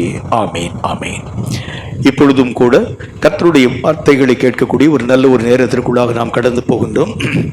கர்த்தருடைய வார்த்தை அது மிகவும் முக்கியத்துவம் வாய்ந்தது. ஜெபத்தோடு கூட கேட்கும் பொழுது மட்டும்தான் அவைகளுடைய ஆழ்ந்த காரியங்களை நாம் நம்முடைய வாழ்க்கையை தெளிவாய் புரிந்து கொள்ள முடியும். மற்றபடி சாதாரணமான மனப்போக்கோடு கூட நீங்கள் கேட்கிறது உண்டானால் இவைகளின் ஆழ்ந்த விஷயங்களை உங்களால் நிச்சயமாய் கண்கூடாக பார்க்க முடிகிறதில்லை. ஜெபத்தோடு கூட காத்திருங்கள். கர்த்தருடைய வார்த்தைகளின் ஊடாக நாம் கடந்து போகலாம். ஆண்டவராகிய இயேசு கிறிஸ்துவின் நாமத்தினாலே உங்களை நான் வாழ்த்தி வரவேற்கிறேன். இந்த ஆராதனை வேளை நமக்கு மிகவும் பிரயோஜனம் உள்ளதாய் காணப்படும் என்கிறதில் சந்தேகம் ஒன்றுமில்லை. ஏற்கனவே நாம் அறிந்திருக்கிறதைப் போல தேச அரங்கிலே காணப்படக்கூடிய பிரச்சனைகள், இவைகளுக்கு என்ன தீர்வு என்கிறதை பற்றியே நாம் நம்முடைய தியானத்தில் பார்த்துட்டு வரோம். நிறைய ஜனங்கள் அநேகமான மக்களின் மேல் பழி போட ஆரம்பிக்கிறாங்க. தேசத்தில் ஆளுகை செய்யக்கூடிய தலைவர்கள் சரியில்லை, தேசத்தில் இருக்கக்கூடிய பொருளாதார நிலை சரியில்லை, தேசத்தில் இருக்கக்கூடிய மருத்துவ நிலை சரியில்லை, இப்படின்னு அநேகம் ஜனங்கள் மேலே பழி போடுறாங்க. ஆனால் நான் ஒரு காரியத்தை உங்களுக்கு நான் சொல்லிக்கொள்ள ஆசைப்படுகிறேன். மற்றவர்களை நாம் பழி சொல்லுகிறதை காட்டிலும் நமக்குள்ள இருக்கக்கூடிய குற்றங்களை நாம் சீர்படுத்த ஆரம்பிக்கிறது உண்டானால் நிச்சயமாகவே தேசம் நல்ல நிலையில் மாற்றப்பட முடியும் என்கிறதில் சந்தேகம் ஒன்றுமில்லை. தேசத்தில் இப்போ நடக்கக்கூடிய நிறைய பிரச்சனை, சுற்றிலும் பயங்கரமான பெரிய வெள்ளம், அது மட்டும் இல்லாமல் பயங்கரமான பெரிய சீற்றங்கள், மும்பை நகரமே வெள்ளத்தில் மிதந்து கொண்டிருக்கக்கூடிய பயங்கரமான சூழ்நிலைகளின் ஊடாக கடந்து போகக்கூடிய ஒரு தன்மை. பீகார் மாநிலத்தில் நேற்று மாத்திரம் 29 பேர் அதாவது இந்த மின்னல் தாக்கி செத்து போயிருக்கிறாங்க. இது பயங்கரமான ஒரு பெரிய ஒரு அழிவை தேச அரங்கிலே நாம் கண்கூடாக பார்த்து கொண்டு வருகின்றோம். இவைகள் எல்லாவற்றிற்கும் என்ன காரணம் அப்படின்னு பார்த்தா, தேசத்திலே ஆண்டவராகிய தேவனுடைய ஆசீர்வாதங்களை ஜனங்கள் பெற முடியாமல் சில தடைகள் காணப்படுகிறதா முக்கியமான காரணம். நம்முடைய வாழ்க்கை தேவனுக்கு முன்பதாக சரியாக ஒப்பு கொடுக்கப்படாத ஒரு நிலையினால தான் இப்படிப்பட்ட சூழ்நிலைகள் தேச அரங்கிலே உருவாக்கப்படுகிறதாக கண்கூடாக நாம் அறிந்து கொண்டு வருகின்றோம். ஏற்கனவே நாம் வாசித்ததை போல தேவனுடைய வாக்குத்தத்தத்தை வாசித்து தொடர்ந்து இன்றைக்கும் ஆண்டவர் பேசக்கூடிய வார்த்தையின் மூலமாக கடந்து போகலாம். சங்கீதங்களின் புத்தகம் 91வது அதிகாரம் 10வது வசனத்தை மீண்டும் ஒரு முறை வாசிக்க கேளுங்கள். ஆகையால் பொல்லாப்பு உனக்கு நேரிடாது, ஆகையால் பொல்லாப்பு உனக்கு நேரிடாது, வாதை உன் கூடாரத்தை அணுகாது, வாதை உன்னுடைய கூடாரத்தை அணுகாது. ஆண்டவர் நல்ல ஒரு வாக்குத்தத்தமான வார்த்தை ஒன்றை நமக்கு தந்திருக்கின்றார். நம்முடைய எல்லைகளிலே வாதைகள் ஒருபோதும் அணுகுகிறது இல்லை. ஆண்டவராக தேவன் தம்முடைய பிள்ளைகளை தம்முடைய சட்டைகளின் மறைவிலே வைத்து சூழ நின்று பாதுகாக்கக்கூடிய ஒரு தேவனாய் இருக்கிறேன் என்று சொல்லக்கூடிய இந்த காலகட்டங்களில் தான் கர்த்தருடைய பிள்ளைகளாகிய நாமும் கூட தத்தளிக்கக்கூடிய ஒரு மக்களாக மாற்றப்படுகின்றோம். நிறைய ஆவிக்குரிய ஜனங்கள், நிறைய ஊழியக்காரங்க கூட இந்த கொரோனா வைரஸ் நோயினால் தாக்கப்பட்டு நிறைய பேர் செத்து போயிட்டாங்க. நிறைய ஆவிக்குரிய மக்களுடைய நிலைகள் பரிதாபமான நிலைகளிலே காணப்படுகிறத பார்க்கிறோம். அப்படியானால் இந்த வாக்குத்தத்தங்கள் நிறைவாக்கப்பட வேண்டும் என்றால் நாம் செய்ய வேண்டிய வழிமுறைகள் என்ன? அதைத்தான் நம்முடைய தியானத்தில் பார்த்துட்டு வரோம். ஆண்டவராகிய தேவன் தம்முடைய வார்த்தையின் மூலம் ஒரு காரியத்தை பற்றி நமக்கு சொன்னார். பழுது இல்லாத பலிகளை நீங்கள் கொடுக்கும்போது வாதைகள் நிறுத்தப்படும். பழுதான பலிகளை நீங்கள் கொடுத்தா வாதைகள் தேசத்திற்குள்ளாக வரும் என்கிறதை பற்றி கர்த்தர் பேசினார். இந்த பழுது அற்ற பலி அப்படிங்கிறதை பற்றி தான் நம்முடைய தியானத்தில் பார்த்துட்டு வரோம். ஏற்கனவே நாம் பார்த்ததை போல நம்முடைய சரீரத்தை கர்த்தருக்கு முன்பதாக பலியாக ஒப்பு கொடுக்க வேண்டும். ஆண்டவராகிய தேவனுடைய கரத்தில் ஒப்பு கொடுக்காத எதையும் கர்த்தர் அங்கீகரிக்கிறதுல முதல் காரியம் புரிஞ்சுக்கோங்க. இப்போ நீங்கள் சப்போஸ் சட்டையில் நீங்கள் பையில் நீங்கள் ரூபாயை போட்டு வச்சுருந்தீங்கன்னா கர்த்தராக தேவன் உங்களுடைய பையில் கூடிய ரூபாயை அவர் காணிக்கைக்காக எடுத்துக்கிற மாட்டார். நீங்கள் போட்டால் தான் அதை அங்கீகரிப்பார். கர்த்தராக தேவனுக்கு கொடுக்காத எதையும் கர்த்தர் ஒருபோதும் பயன்படுத்துகிறதில்லை, அங்கீகரிக்கிறதும் இல்லை. ஆண்டவராகிய தேவனுடைய சமூகத்திற்கு முன்பதாக தேவன் தான் நோவாவை நோக்கி கூப்பிட்டார். நோவாவை அழைத்து ஒரு பெரிய ஒரு வெள்ளம் வரப்போகிறதப்பா அப்படின்னு சொன்னார். அந்த வெள்ளத்திற்கு தப்பும்படிக்கு ஒரு பெரிய ஒரு பேழையை உருவாக்குன்னு சொன்னார். அந்த பேழையில் அநேகம் விதமான விலங்குகள், ஊறக்கூடியவைகள், பறக்கக்கூடியவைகள் எல்லாவற்றையும் கொண்டு வந்து அடைத்து வைக்க வேண்டும்னு சொன்னார். எல்லாமே அடைக்கப்பட்டது. எல்லாமே உங்களுக்கே நல்லாவே தெரியும். எல்லாம் உருவாக்கப்பட்டது கர்த்தராகிய தேவனால தான். எல்லாமே ஆண்டவராகிய தேவனால் உருவாக்கப்பட்டது. எல்லா விஷயத்தையும் கர்த்தராகிய தேவன் அடைக்கும்படிக்கு சொன்னார். இந்த மனுக்குலம் மற்ற உலகத்திலே காணப்படும் எல்லா ஜீவராசிகளையும் கர்த்தர் அழித்த பொழுது அதன் பின்பதாக ஆண்டவராகிய தேவன் நோவாவை அந்த பேழையை நின்று வெளியே அனுப்பக்கூடிய நேரத்தில் கர்த்தருக்குன்னு நோவா அந்த சுகந்த வாசனையான பலிகளை செலுத்தினார். அதைத்தான் கர்த்தர் நுகர ஆரம்பித்தார். அவருக்கு தேவன் சொல்லி அவரே போய் ஒரு 4-5 ஆடுகளை எடுத்துக்கொண்டு அவர் பலியாக எடுத்துக்கொள்ளல. ஆண்டவராகிய தேவனுக்கு ஒப்பு கொடுக்கப்படாதவைகள் எல்லாம் கர்த்தருக்குரியவைகள் அல்ல. கர்த்தர் அதை ஏற்றுக்கொள்ள மாட்டார். இதுதான் நமக்கு இப்போ நம்ம பார்க்கக்கூடிய ஒரு பேசிக்கல் தியரி, ஒரு பேசிக்கலான ஒரு காரியம். எதை நாம் கற்றுக்கொள்ள வேண்டும்? கர்த்தாவே நீங்களே என்னை பயன்படுத்துங்க, பயன்படுத்த மாட்டார். நீ ஒப்பு கொடுத்தா தான் கர்த்தர் உன்னை பயன்படுத்துவார். நீங்களே என் மூலமாக கிரியைகளை செய்யுங்க, நீங்களே எனக்கு பரிச்சை எழுதுங்க, நீங்களே எனக்கு எல்லா காரியத்தையும் செய்யுங்க, நீங்களே பக்கத்தில் கூடிய பையனை பார்த்து நீங்கள் அதாவது அந்த பரீட்சையில் எல்லா விதமான கேள்விக்கு முடிய ஆன்சரை பார்த்து நீங்களே காப்பி அடிச்சு கொடுங்க. அதெல்லாம் செய்ய மாட்டார். கர்த்தர் ஒரு காரியத்தை செய்ய வேண்டும் என்றால் தேவ கரத்தில் எல்லா விஷயத்தையும் ஒப்பு கொடுக்க வேண்டியது அவசியம். இந்த சரீரம் தேவ கரத்தில் ஒப்பு கொடுக்க ஆரம்பிக்கப்பட்டால் மட்டும்தான் தேவன் அதை பலியாக ஏற்றுக்கொள்கின்றார். அதையும் சாதாரண ஒப்பு கொடுக்கக்கூடிய காரியத்தை பலியாக ஏற்றுக்கிற மாட்டார். ஆண்டவர் இந்த அங்கே வச்சுக்கங்கன்னு சொன்னால் பலியாக ஏற்றுக்கொள்ள மாட்டார். நீ பலியாக ஒப்பு கொடுக்கும் போது தான் கர்த்தர் அந்த பலிகளை அங்கீகரிக்க ஆரம்பிக்கின்றார். சரி, இந்த சரீரத்தை நம்ம எப்படி பலியாக கொடுக்க வேண்டும்? ரோமருக்கு பவுல் எழுதும் பொழுது என்ன சொல்லுகின்றார்? ஜீவ பலியாய் கொடுன்னு சொல்றார். நீ சாதாரணமான ஒரு பலியாக அல்ல, ஒரு சுகந்த வாசனையான நுகரக்கூடிய ஒரு பலியாக அல்ல, சமாதான பலியாக அல்ல, பாவ நிவர்த்திக்குரிய பலியாக அல்ல, குற்ற நிவாரண பலியாக அல்ல, அப்படிங்கிற பற்றிலாம் அவர் பேசாம ஜீவனுடைய பலியாக நீ கர்த்தருக்கென்று ஒப்பு கொடுக்க வேண்டும் என்கிறதை பற்றி பேசுகின்றார். இதுல ஒரு ஆழமான ஒரு விஷயத்தை பற்றி நம்ம பார்க்கணும். கர்த்தருக்கென்று ஒரு மனிதன் ஒப்பு கொடுக்கும் பொழுது எப்படி அவன் தன்னுடைய வாழ்க்கையை ஒப்பு கொடுக்க வேண்டும் என்று கர்த்தர் விரும்புகின்றார். நிறைய நேரங்களில் நம்முடைய வாழ்க்கையிலே ஒப்பு கொடுக்கின்றோம். இப்போ உதாரணமாக சின்ன ஒரே ஒரு சம்பவத்தை சொல்லிட்டு பின்பு நாம் செய்திக்குள்ளாக கடந்து போகலாம். இப்போ உதாரணமாக எனக்கு ஒரு கஷ்டம், எனக்கு ஒரு கவலை, எனக்கு ஒரு வியாதி, எனக்கு ஒரு பிரச்சனை வந்திருக்கிறதுன்னு வைத்துக் கொள்ளுங்கள். இப்போ என்னுடைய பொசிஷனில் உங்களையும் வச்சுக்கோங்க. இப்போ உங்களுக்கு ஒரு கவலை, உங்களுக்கு ஒரு பிரச்சனை, ஒரு வியாதி ஏதாச்சும் வந்திருக்குன்னு வச்சுக்கோங்க. நீங்கள் போய் கர்த்தருடைய சமூகத்தை நோக்கி நீங்கள் ஜெபிக்கும்படி கடந்து போங்க. கர்த்தாவே, என்னுடைய பிரச்சனைகளை பாரும், இந்த கடன் பிரச்சனையை மாற்றுங்க, இந்த வியாதியை மாற்றுங்க, இந்த பலவீனத்திலிருந்து எனக்கு பலத்தை தாங்க அப்படின்னு கர்த்தரை நோக்கி நீங்கள் ஊக்கமாக ஜெபிக்கிறீங்க. இந்த கடன் பிரச்சனை நாளை காலையில் வந்து கடன்காரன் வந்து நின்றுவான், இந்த கடன்காரனுடைய கடனை அடைக்கக்கூடிய நிர்வாக திறமை எனக்கு தாங்கன்னு சொல்லி கர்த்தரை நோக்கி நீங்கள் ஜெபிக்கிறீங்க. ஜெபிச்சு முடிச்சுட்டு நீங்கள் என்ன செய்கிறீங்க, உடனே உங்களுடைய மனைவியை அல்லது உங்களுடைய அப்பாவை, உங்கள் அம்மாவை, உங்கள் வீட்டில் பக்கத்தில் உங்கள் கூட இருக்கக்கூடிய ஆட்களை அழைத்து நீங்கள் என்ன கேட்க ஆரம்பிக்கிறீங்க, இந்த கடன்காரன் நாளைக்கு காலையில் வந்துடுவானே, இதை நாம் எப்படி இந்த கடன்காரனுடைய பிரச்சனைகளை தீர்க்கிறது.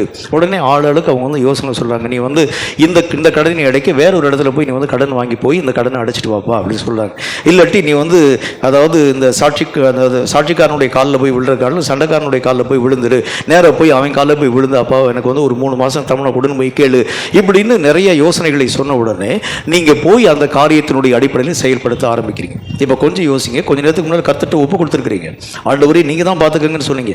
ஆனால் இப்போ முயற்சியை எடுக்கிறது யார் அப்படின்னு பார்த்தா நீங்களே வந்து அதுக்குரிய அதாவது ஒரு சொல்யூஷனை வந்து நீங்களே வந்து செலக்ட் பண்ண ஆரம்பிக்கிறீங்க. கர்த்தர் இந்த மாதிரி ஒப்பு கொடுக்கக்கூடிய எந்த ஒரு காரியத்திலும் அவர் தலையிடுகிறது இல்லை. முதல் காரியம் புரிஞ்சுங்க, நீயா சொல்லுவ, நீயா காரியத்தை செய்வ, அதெல்லாம் கர்த்தர் பார்க்க மாட்டேன். உடனே நம்ம வந்து கர்த்தரை நோக்கி நம்ம வந்து பிளேம் பண்ண ஆரம்பிப்போம். ஏன் கர்த்தாவே எனக்கு வந்து கிரியைகளை செய்யலை, எனக்கு கிருபைகளை தரலை, எனக்கு இரக்கங்களை தரலை நம்ம கேட்போம். கர்த்தர் சொல்லுவார், என் கையில் ஒப்பு கொடுத்துட்டேன்னா நீ அதை பற்றி எவ்வளவு வேணும் யோசிக்கக்கூடாது, அதை பற்றி நீ வந்து உன்னுடைய தாட்டில் உன்னுடைய திங்கிங்கில் கூட வரக்கூடாது. இதுதான் கர்த்தராகிய தேவன் தரக்கூடிய ஒரு சட்டத்திட்டம். இப்போ ஆண்டவருக்கு ஒப்பு கொடுக்கக்கூடிய முக்கியமான வழிமுறை, முக்கியமான ஒரு காரியம் இதுதான், ரொம்ப ரொம்ப பிரதானமான ஒரு வழிமுறை. தேவனுக்கென்று ஒரு மனிதன் எதற்காக ஒப்பு கொடுக்கணும், எப்படி ஒப்பு கொடுக்கணும், எந்த ஒரு அடிப்படையில் நம்முடைய சரீரத்தை கர்த்தருக்கென்று நாம் ஒப்பு கொடுக்க வேண்டும். வசனத்தை கொஞ்சம் நிதானமாய் வாசிக்க கேளுங்கள். 1 கொரிந்தியரின் புஸ்தகத்தில் 6வது அதிகாரம் 15வது வசனம் துவங்கி 17வது வசனம் வரைக்கும் வாசிக்க போகின்றோம். 1 கொரிந்தியர் 6வது அதிகாரம் 15 முதல் 17 வரை வாசிக்க கேளுங்கள். உங்கள் சரீரங்கள் கிறிஸ்துவின் அவயவங்கள் என்று அறியீர்களா? கிறிஸ்துவனுடைய அவயவங்கள் என்று அறியீர்களா? அப்படி இருக்க நாம் கிறிஸ்துவின் அவயவங்களை வேசியின் அவயவங்கள் ஆக்கலாமா? அப்படி செய்யலாகாதே. வேசியோடு இசைந்திருக்கிறவன் அவளுடனே ஒரே சரீரமாய் இருக்கிறான், அவளோடு கூட அவன் ஒரே சரீரமாய் இருக்கிறான் என்று அறியீர்களா? இருவரும் ஒரே மாம்சமாய் இருப்பார்கள் என்று சொல்லி இருக்கிறதே. அப்படியே கர்த்தரோடு இசைந்திருக்கிறவனும் அவருடனே ஒரே ஆவியாய் அவன் இருக்கிறான். இப்ப நாம் நம்முடைய சரீரத்தை எப்படி ஒப்பு கொடுக்க வேண்டும், இந்த சரீரத்தை பலியாக கொடுக்கக்கூடிய வழிமுறை என்ன, எப்படி ஒப்பு கொடுக்க வேண்டும்? கர்த்தர் சொல்லுகின்றார், வேசியோடு கூட இணையும்படி ஒப்பு கொடுக்கிறது மாதிரி கர்த்தரோடு இசையும்படி உன்னுடைய சரீரத்தை ஒப்பு கொடுக்க வேண்டும். நம்ம ஏற்கனவே பார்க்கறத போல நமக்கும் கர்த்தருக்கு நிறைய டிஃபரன்ஷியேட் பண்ணி பார்க்க முடியும். நிறைய விஷயங்களில் கர்த்தர் நம்மை காட்டிலும் மேலானவர், உயர்ந்தவர். அவரோடு கூட எவ்வளவு வேணும் சம்பந்தம் கலக்க நம்மால் முடிகிறது இல்லை. கர்த்தருடைய வேத புஸ்தகத்தில் கர்த்தரை பற்றி நாம் ஒரு வார்த்தையை வாசிக்கணும். அவர் சொல்லுகின்றார், இஸ்ரவேலை காக்குகிறவர் உறங்குவதும் இல்லை, தூங்குவதும் இல்லை. அப்படின்னா என்ன அர்த்தம்? காலையிலும் மத்தியானத்திலும் சாயங்காலத்திலும் ராத்திரியிலும் கூட கர்த்தர் உறங்காமலும் தூங்காமலும் எல்லார் மேலும் கண்ணோக்கமாக இருக்கின்றார். நமக்கு பிரசங்கம் கேட்கும் போது தான் தூக்கமே வருது. உங்களுக்கே நல்லா தெரிஞ்ச ஒரு விஷயந்தான். நமக்கு என்ன ஒரு காரியம் நடக்கிறது, ஏதாச்சும் ஒரு நல்ல ஒரு இசையை கேட்டால், நல்ல ஒரு பிரசங்கம் கேட்டால், நல்ல ஒரு பாட்டை கேட்டால், நல்ல ஒரு காரியத்தின் ஊடாக கடந்து போக ஆரம்பிச்ச உடனே நம்ம தூங்க ஆரம்பிச்சிடும். ஆனால் கர்த்தருடைய வேத புஸ்தகத்தில் பார்க்குறோம், அவர் உறங்குவதும் இல்லை, தூங்குவதும் இல்லை. உறக்கம் அப்படின்னா என்ன அர்த்தம், தூக்கம்னா என்ன அர்த்தம் அப்படின்னா வந்து உறக்கம் சொன்னால் சும்மா அதாவது இந்த ஒரு சாதாரணமான லேசான ஒரு நித்திரை. அந்த நித்திரையில் வந்து இந்த சத்தம்லாம் வெளியே இருக்கக்கூடிய சத்தம்லாம் கேட்கும். ஆழ்ந்த தூக்கம், அந்த நித்திரை அப்படின்னு சொல்ல வந்து நமக்கு நடக்கக்கூடிய சம்பவங்கள் ஒன்றும் தெரியாது. ரெண்டுமே கர்த்தர் செய்ய மாட்டார். நமக்கு எடுத்த உடனே நமக்கு என்ன வருது பாருங்க, ஆழ்ந்த நித்திரை தான் வருது. நான் அடிக்கடி என்னுடைய செய்தியில் சொல்லக்கூடிய ஒரு வார்த்தை, ஆதாமுக்கு ஒரு நித்திரை வந்துச்சான் பாருங்க. அவருடைய விலா எலும்பு உருவுறது கூட தெரியாமல் தூங்கிட்டார். அப்படி தான் நிறைய பேர். நம்முடைய ஐக்கியத்தில் காணப்பட்டிருக்கக்கூடிய ஒரு நல்ல ஒரு சகோதரன், ஆரம்ப நாட்களில் இசைக்கருவிகளை வாசிக்கக்கூடிய ஒரு சகோதரன், ஒரு ஆன்லைன் பிரேயர் ராமநாதபுரத்தில் ஆன்லைன் பிரேயர் முடிச்சு முடிச்சுட்டு தன்னுடைய சொந்த ஊருக்கு பயணப்பட்டு போகின்றார். அவர் என்னுடைய அண்ணன் வந்து சொன்னாங்க, கொஞ்ச நேரம் நீங்கள் வந்து ரெஸ்ட் எடுத்துகிட்டு போங்க அப்படின்னு சொன்னாங்க. இல்லை நான் வந்து கட்டாயம் நான் அவசரமாக போய் தான் தீர வேண்டும் அப்படின்னு சொன்னார். இல்லை நீங்கள் வந்து பார்க்கும்போது ரொம்ப டயர்டாக இருக்கிறீங்க, பஸ்ஸில் தூங்கிடுவீங்க அப்படிங்கக்கூடிய ஒரு வார்த்தையை பேசின பொழுது, இல்லை எனக்குலாம் அதெல்லாம் தூக்கம்லாம் வராது, நான் அதெல்லாம் மேனேஜ் பண்ணிக்கிறேன் அப்படின்னு போனார். பஸ்ஸில் போய் ஏறி உட்கார்ந்து டிக்கெட் வாங்கினார். பார்த்துங்க, டிக்கெட் வாங்கி தூங்கினது தான். போய் அவர் சேரக்கூடிய ஊருக்கு இங்கேருந்து மதுரைக்கு போயிட்டு அப்புறம் அவர் ஊருக்கு போகணும். மதுரைக்கு போய் இறங்கிட்டு அடுத்த பஸ் மாற்ற விட மதுரையில் போய் நிறுத்திட்டார். நிறுத்தின உடனே பஸ்ஸு அப்படியே சடன் பிரேக் போட்டு நிறுத்தின உடனே நேராக போய் ஏதாப்புல கூடிய கம்பியில் மோதி அப்போ தான் முழிச்சார்.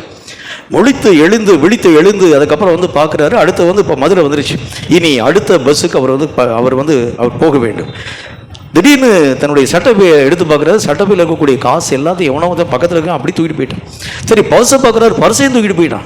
இருக்கக்கூடிய கர்ச்சீப்பை முதற்கூட இருக்கக்கூடிய பையில் வச்சக்கூடிய சின்ன, அதாவது இந்த சீப்பு வச்சிருப்போம் பாருங்க, அதை கூட தூக்கிட்டு போயிட்டான் பாருங்க. ஒன்றுமே இல்லை, ஒரு காரியம் இல்லை. உடனே அங்கிருந்து தொலைபேசியிலே என்னுடைய சகோதரனுக்கு அவர் வந்து தொடர்பு கொண்டு, ஐயோ எல்லாத்தையும் இழந்து போயிட்டேன், இதுக்கு தான் நான் முதலே சொன்னேன், பேசாமல் படுத்து தூக்கிட்டு போங்கன்னு சொல்லி. நம்முடைய வாழ்க்கை நித்திரை, தூக்கம், சாப்பாடு இதெல்லாம் நம்முடைய வாழ்க்கையினுடைய முக்கியம். ஆனால் இயேசுனுடைய வாழ்க்கை ரொம்ப வித்தியாசமானது. இயேசு கிறிஸ்து ஒரு முறை அந்த சமாரிய பெண்ணை சந்திக்க போகின்றார் ஒரு கிணற்று மேட்டு அண்டையில்.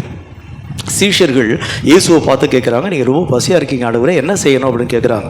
உடனே இயேசுவும் சொல்கிறார், ஆமாப்பா எனக்கு ரொம்ப பசியாக இருக்குது, பக்கத்தில் இருக்கக்கூடிய கிராமத்தில் போய் ஏதாச்சும் நமக்கு சாப்பிட்றதுக்கு வாங்கிட்டு வாங்க அப்படின்னு சொல்கிறாங்க. சொன்ன உடனே இந்த சீஷர்கள் தன்னுடைய கையில் இருக்கக்கூடிய காசை எடுத்துக்கொண்டு சாப்பாடு வாங்குறதுக்காக போயிட்டாங்க. அப்போ இந்த சமாரிய பெண்ணுடைய சம்பவம் நடக்கிறது. இயேசு கிறிஸ்து அந்த அம்மாட்ட பேசுகிறாரு. அந்த அம்மாவுடைய காரியங்களை பற்றி இயேசு கிறிஸ்து அறிவிக்க துவங்கினார். எல்லாம் முடிஞ்சிருச்சு. அங்கே அந்த பெண்ணு நிற்கிறாங்க, இங்கே இயேசு கிறிஸ்து நிற்கிறாரு. சீஷர்கள், வரக்கூடிய சீஷர்கள் என்ன அப்படி ஒரு மாதிரி பார்வையோடு கூட வர்றாங்க. என்னப்பா அது? இயேசு கிறிஸ்து அந்த அம்மாட்ட வந்து பேசிட்டு இருக்கிறாரு. உங்களுக்கே தெரியும், அதாவது யூதர்கள் வந்து சமாரியர்களோடு கூட பேசக்கூட மாட்டாங்க.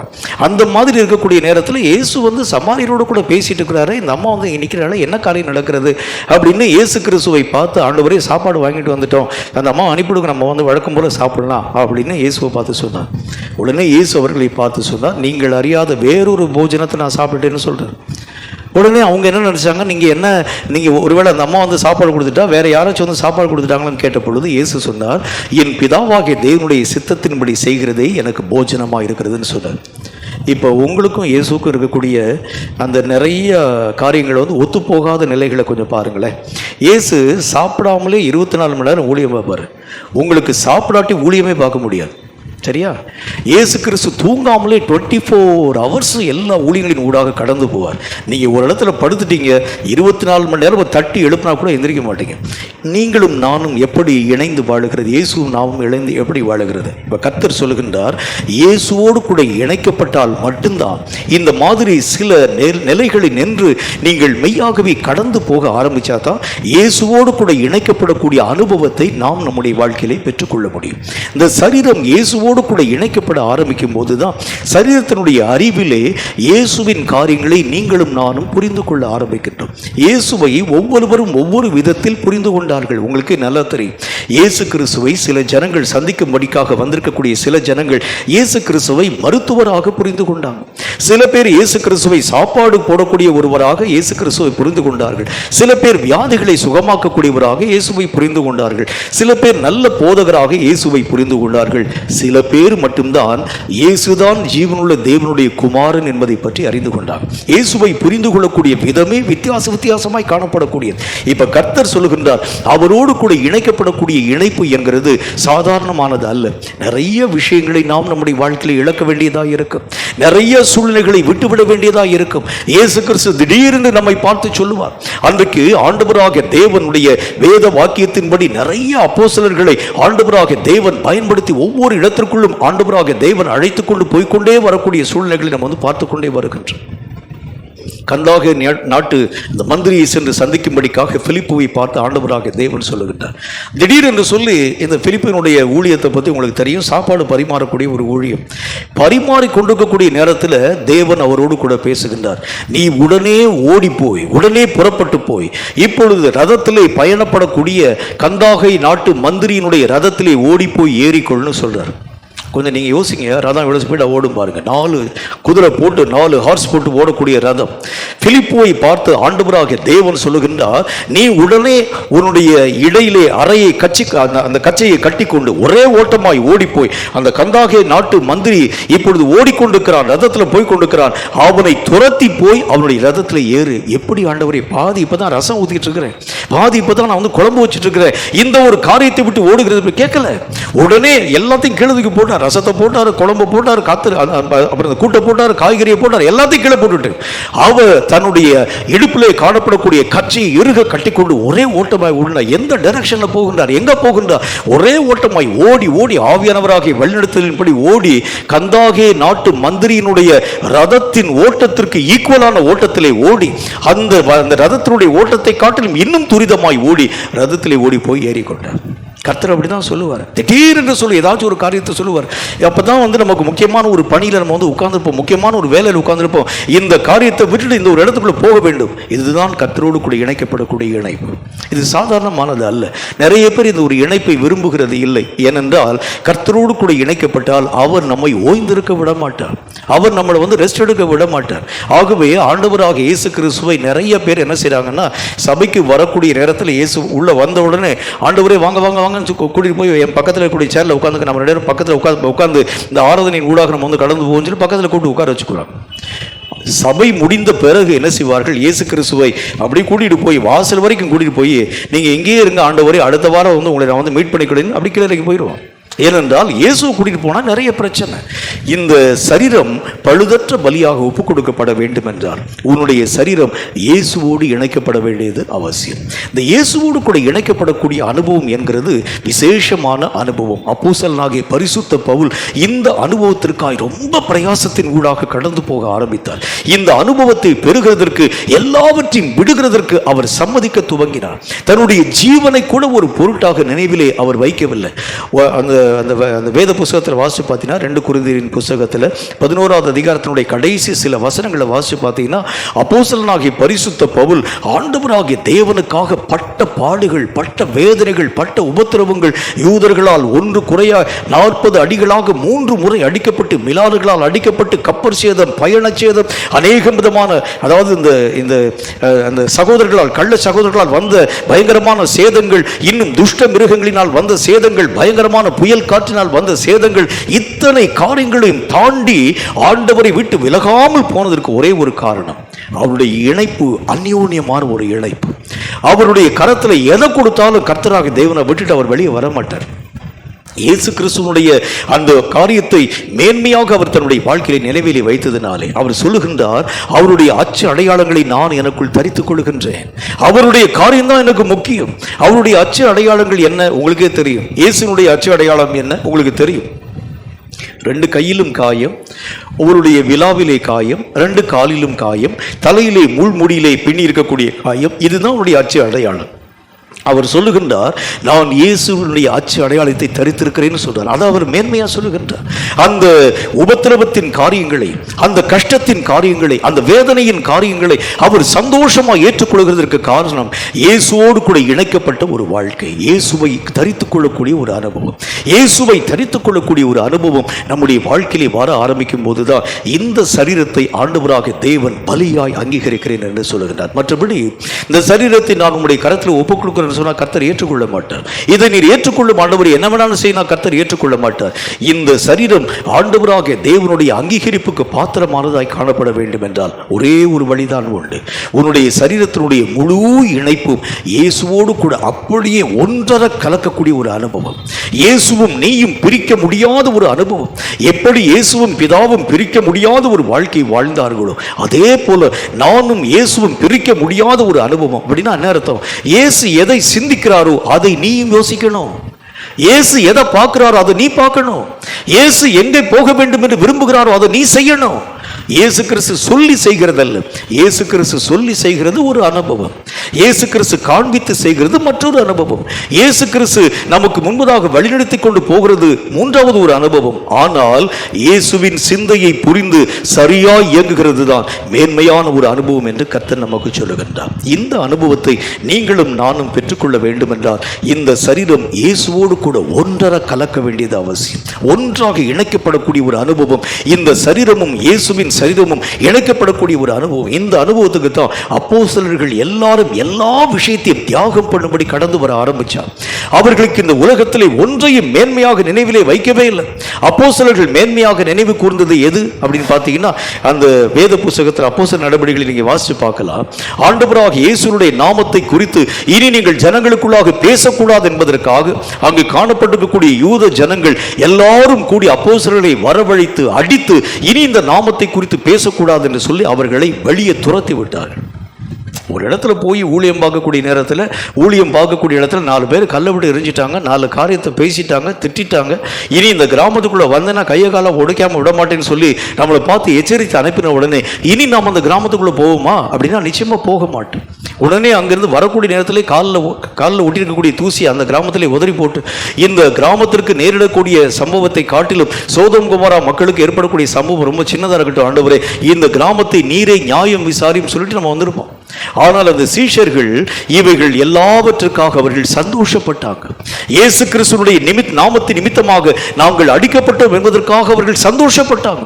சந்தோஷப்பட்டது மட்டுமல்ல, அந்த வேத புத்தகத்தில் என்ன போட்டு பாருங்க, அவர்கள் அடிக்கப்பட்டதற்காக சந்தோஷப்பட்டது மட்டுமல்லாமல் முன்பெல்லாம் சில தெருக்களில் நின்று பிரசங்கம் பண்ணினவர்கள் இப்பொழுது வீடுகள் தோறும், தெருக்கள் தோறும், தேவாலயங்கள் தோறும் நின்று இயேசுவே கிறிஸ்து என்கிறதை பற்றி பிரசங்கம் பண்ண ஆரம்பிச்சாங்க. இனி அவர்களுக்கு அடிகளை பற்றி பயம் இல்லை. ஏனென்றால் அவர்களுக்கு ஒரே தேவை இயேசுவோடு இணைக்கப்படக்கூடிய அனுபவம். இந்த இணைப்பு ஒரு மனுஷனுடைய வாழ்க்கையிலே வருகிறது உண்டானால், இயேசுவும் நாமும் ஒன்றாக இணைக்கப்படக்கூடிய அனுபவம் நம்முடைய வாழ்க்கையிலே வருகிறது உண்டானால், உங்களை யாரும் கைட் பண்ண வேண்டிய அவசியமே இல்லை, உங்களுக்கு யாரும் வழி காண்பிக்க வேண்டிய அவசியமே இல்லை, நீ அப்படி போப்பா இப்படி போன்னு சொல்ல வேண்டிய அவசியமே இல்லை. பக்கத்திலேயே இயேசுவும் கூடவே இருந்து உன்னை அவரே நடத்துகிறதை பார்க்க முடியும். இந்த இணைப்பைத்தான் ஆண்டவராகிய தேவன் சொல்லுகின்றார், பழுது இல்லாத பலியாய் உன் சரீரம் என்னோடு கூட இணைக்கப்பட ஒப்புக்கொடு என்று கர்த்தர் சொல்லுகின்றார். இதுக்கு நிறைய தியாகம் பண்ண வேண்டியதாக இருக்கிறதுனால நிறைய பேர் இந்த வசனத்தை அப்படியே புறம்ப தள்ளி வச்சுருவாங்க. இதெல்லாம் நமக்கெல்லாம் சாத்தியமான விஷயம்லாம் இல்லைங்க. நம்ம இருக்கக்கூடிய காரியம், நம்ம இருக்கக்கூடிய வேலை, இப்போ இருக்கக்கூடிய இன்டர்நெட் யுகம், இப்போ இருக்கக்கூடிய அநேக விதமான பரிமாணங்கள், இதிலெல்லாம் போய் கர்த்தரோடு கூட இணைக்கப்படும். அதெல்லாம் ஒரு சர்டன் டைம் நம்ம இணைக்கப்பட்டால் போதும். மற்ற நேரம்லாம் பாருங்கள், மற்ற இணைப்புக்குள்ளாக நம்ம கடந்து போக வேண்டியது அவசியம். நிறைய இணைப்புகள் நமக்கு தேவை. உலகத்தில் நிறைய அதை பணம் சம்பாதிக்கிறதுக்கு ஒரு இணைப்பு வேணும். அப்புறம் அதாவது இப்போ வீட்டில் போய் சாப்பாடு சாப்பிட்றதுக்கு அங்கே ஒரு இணைப்பு வேணும். அப்புறம் வீட்டில் இருக்கக்கூடிய மற்ற காரியங்களை நம்ம பெற்றுக் கொடுக்கறதுக்கு அங்கே ஒரு இணைப்பு நமக்கு தேவை. இந்த மாதிரி பல இணைப்புகள் போக கொஞ்சம் நேரம் மீதியான நேரத்தில் மாத்திரம் கர்த்தரோடு கூட இணைக்கப்படக்கூடிய அனுபவம். இதை தேவன் பழுதான பலின்னு சொல்றாரு. பழுதற்ற பலி எப்படிப்பட்டது? எல்லா நேரமும் கிறிஸ்துவோடு இணைக்கப்பட்ட ஒரு வாழ்க்கை. இந்த இணைக்கப்பட்ட ஒரு வாழ்க்கையில தான் எல்லா விதமான மகிமையும் நம்முடைய வாழ்க்கையிலே கடந்து வருகிறதை பார்க்க முடியும். அது மட்டும் இல்லாமல் இன்னும் ஒரு காரியத்தை பாருங்க, நம்முடைய சரீரம் பழுது இல்லாமல் காணப்பட வேண்டும் என்றால், அல்லது பழுதுகள் உருவாக்கப்படுவதற்கு என்ன காரணம்? பழுது இல்லாமல் காணப்பட வேண்டும் என்றால் நாம் செய்ய வேண்டிய 2வது வழிமுறையை பற்றி வேதம் என்ன சொல்கிறது பாருங்கள். 1 கொரிந்தியரின் புத்தகத்தில் அதில் 9வது அதிகாரம் 27வது வசனத்தை வாசிக்க கேளுங்கள். 1 கொரிந்தியர் 9வது அதிகாரம் 27வது வசனம் இந்த வார்த்தையை நமக்கு சொல்கிறது. வாசிக்க கேளுங்கள். மற்றவர்களுக்கு பிரசங்கம் பண்ணுகிற நான் தானே, மற்றவர்களுக்கு பிரசங்கம் பண்ணுகின்ற நான் தானே, ஆகாதவனாய் போகாதபடிக்கு என் சரீரத்தை ஒடுக்கி கீழ்ப்படுத்துகிறேன். என் சரீரத்தை நான் ஒடுக்கி கீழ்ப்படுத்துகிறேன். அவர் என்ன சொல்றாரு பாருங்க. அப்போஸ்தலனாகிய பரிசுத்த பவுல், எந்த வசனத்தை நான் பேசினேனோ அந்த வசனத்திற்கு முன்பதாக என்னை நான் நிறுத்தி பார்க்கின்றேன். நான் இதை பிரசங்கம் பண்ண தகுதி உள்ளவன் தானா?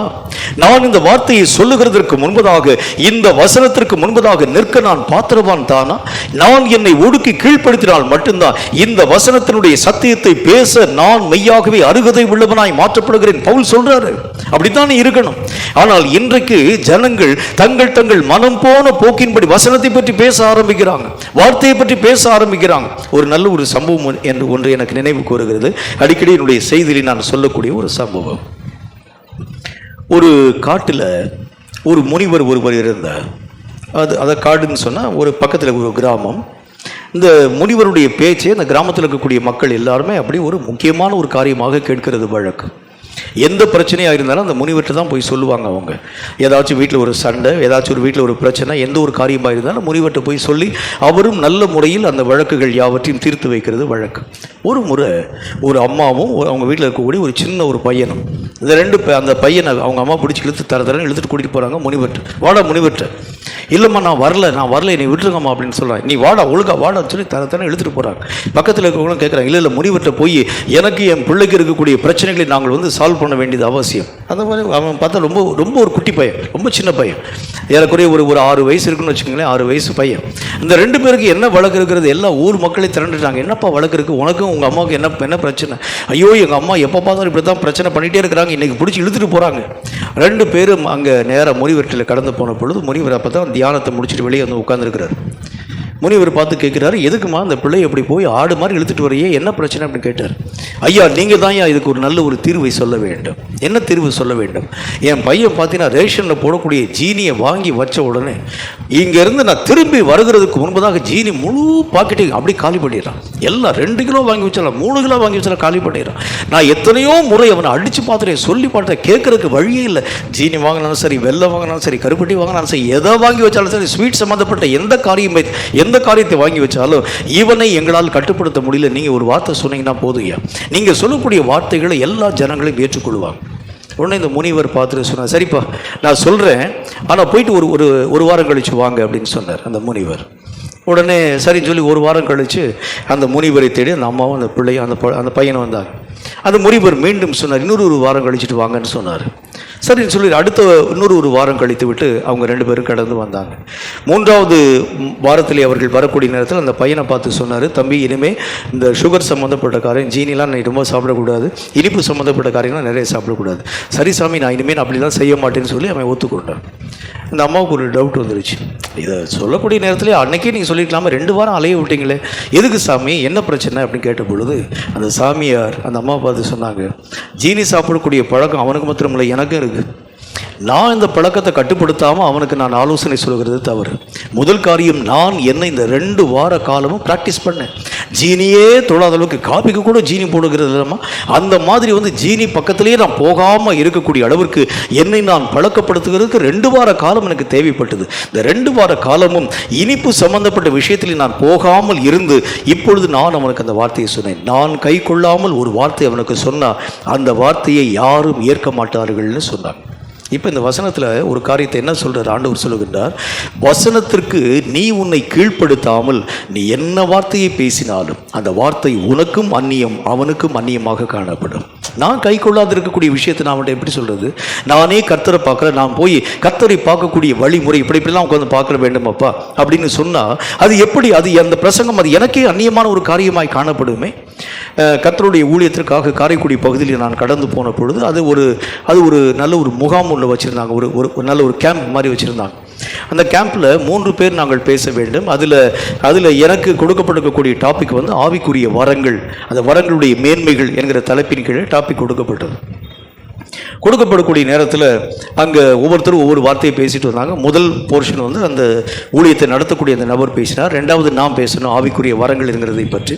அந்த ஆவிக்குரிய வரங்களில் முதலாவது காணப்படக்கூடிய வரங்கள் ஞானத்தை போதிக்கும் வசனமும் அறிவை உணர்த்தும் வசனமும் ஆகிய இந்த 2 வசனம்.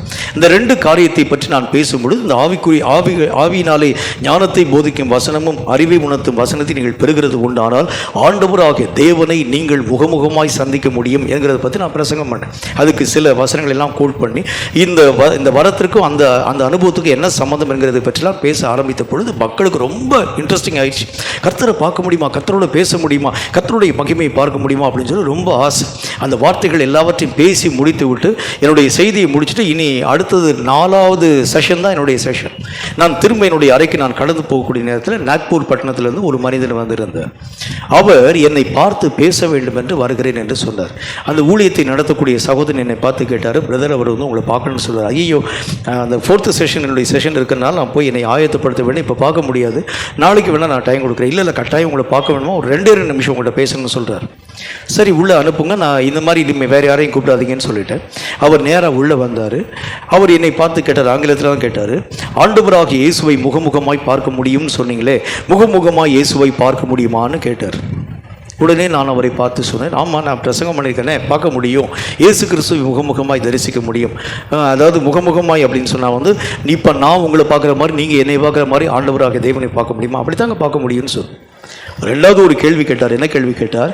இப்படிப்பட்ட வார்த்தையை சொல்லக்கூடிய நீங்கள் இயேசுவை முகமுகமாய் கண்டது உண்டான்னு கேட்டார். ஒரு மனுஷன் அனுபவியாமல் ஒரு காரியத்தை பற்றி பிரசங்கம் பண்ணால் அவன் கொஸ்டின் பண்ணானா உங்களால் பேச முடியாது. அனுபவம் வாய்ந்தவன் பேசக்கூடிய வார்த்தைக்கும் அனுபவம் இல்லாதவன் பேசக்கூடிய வார்த்தைக்கு நிறையா வித்தியாசம் உண்டு.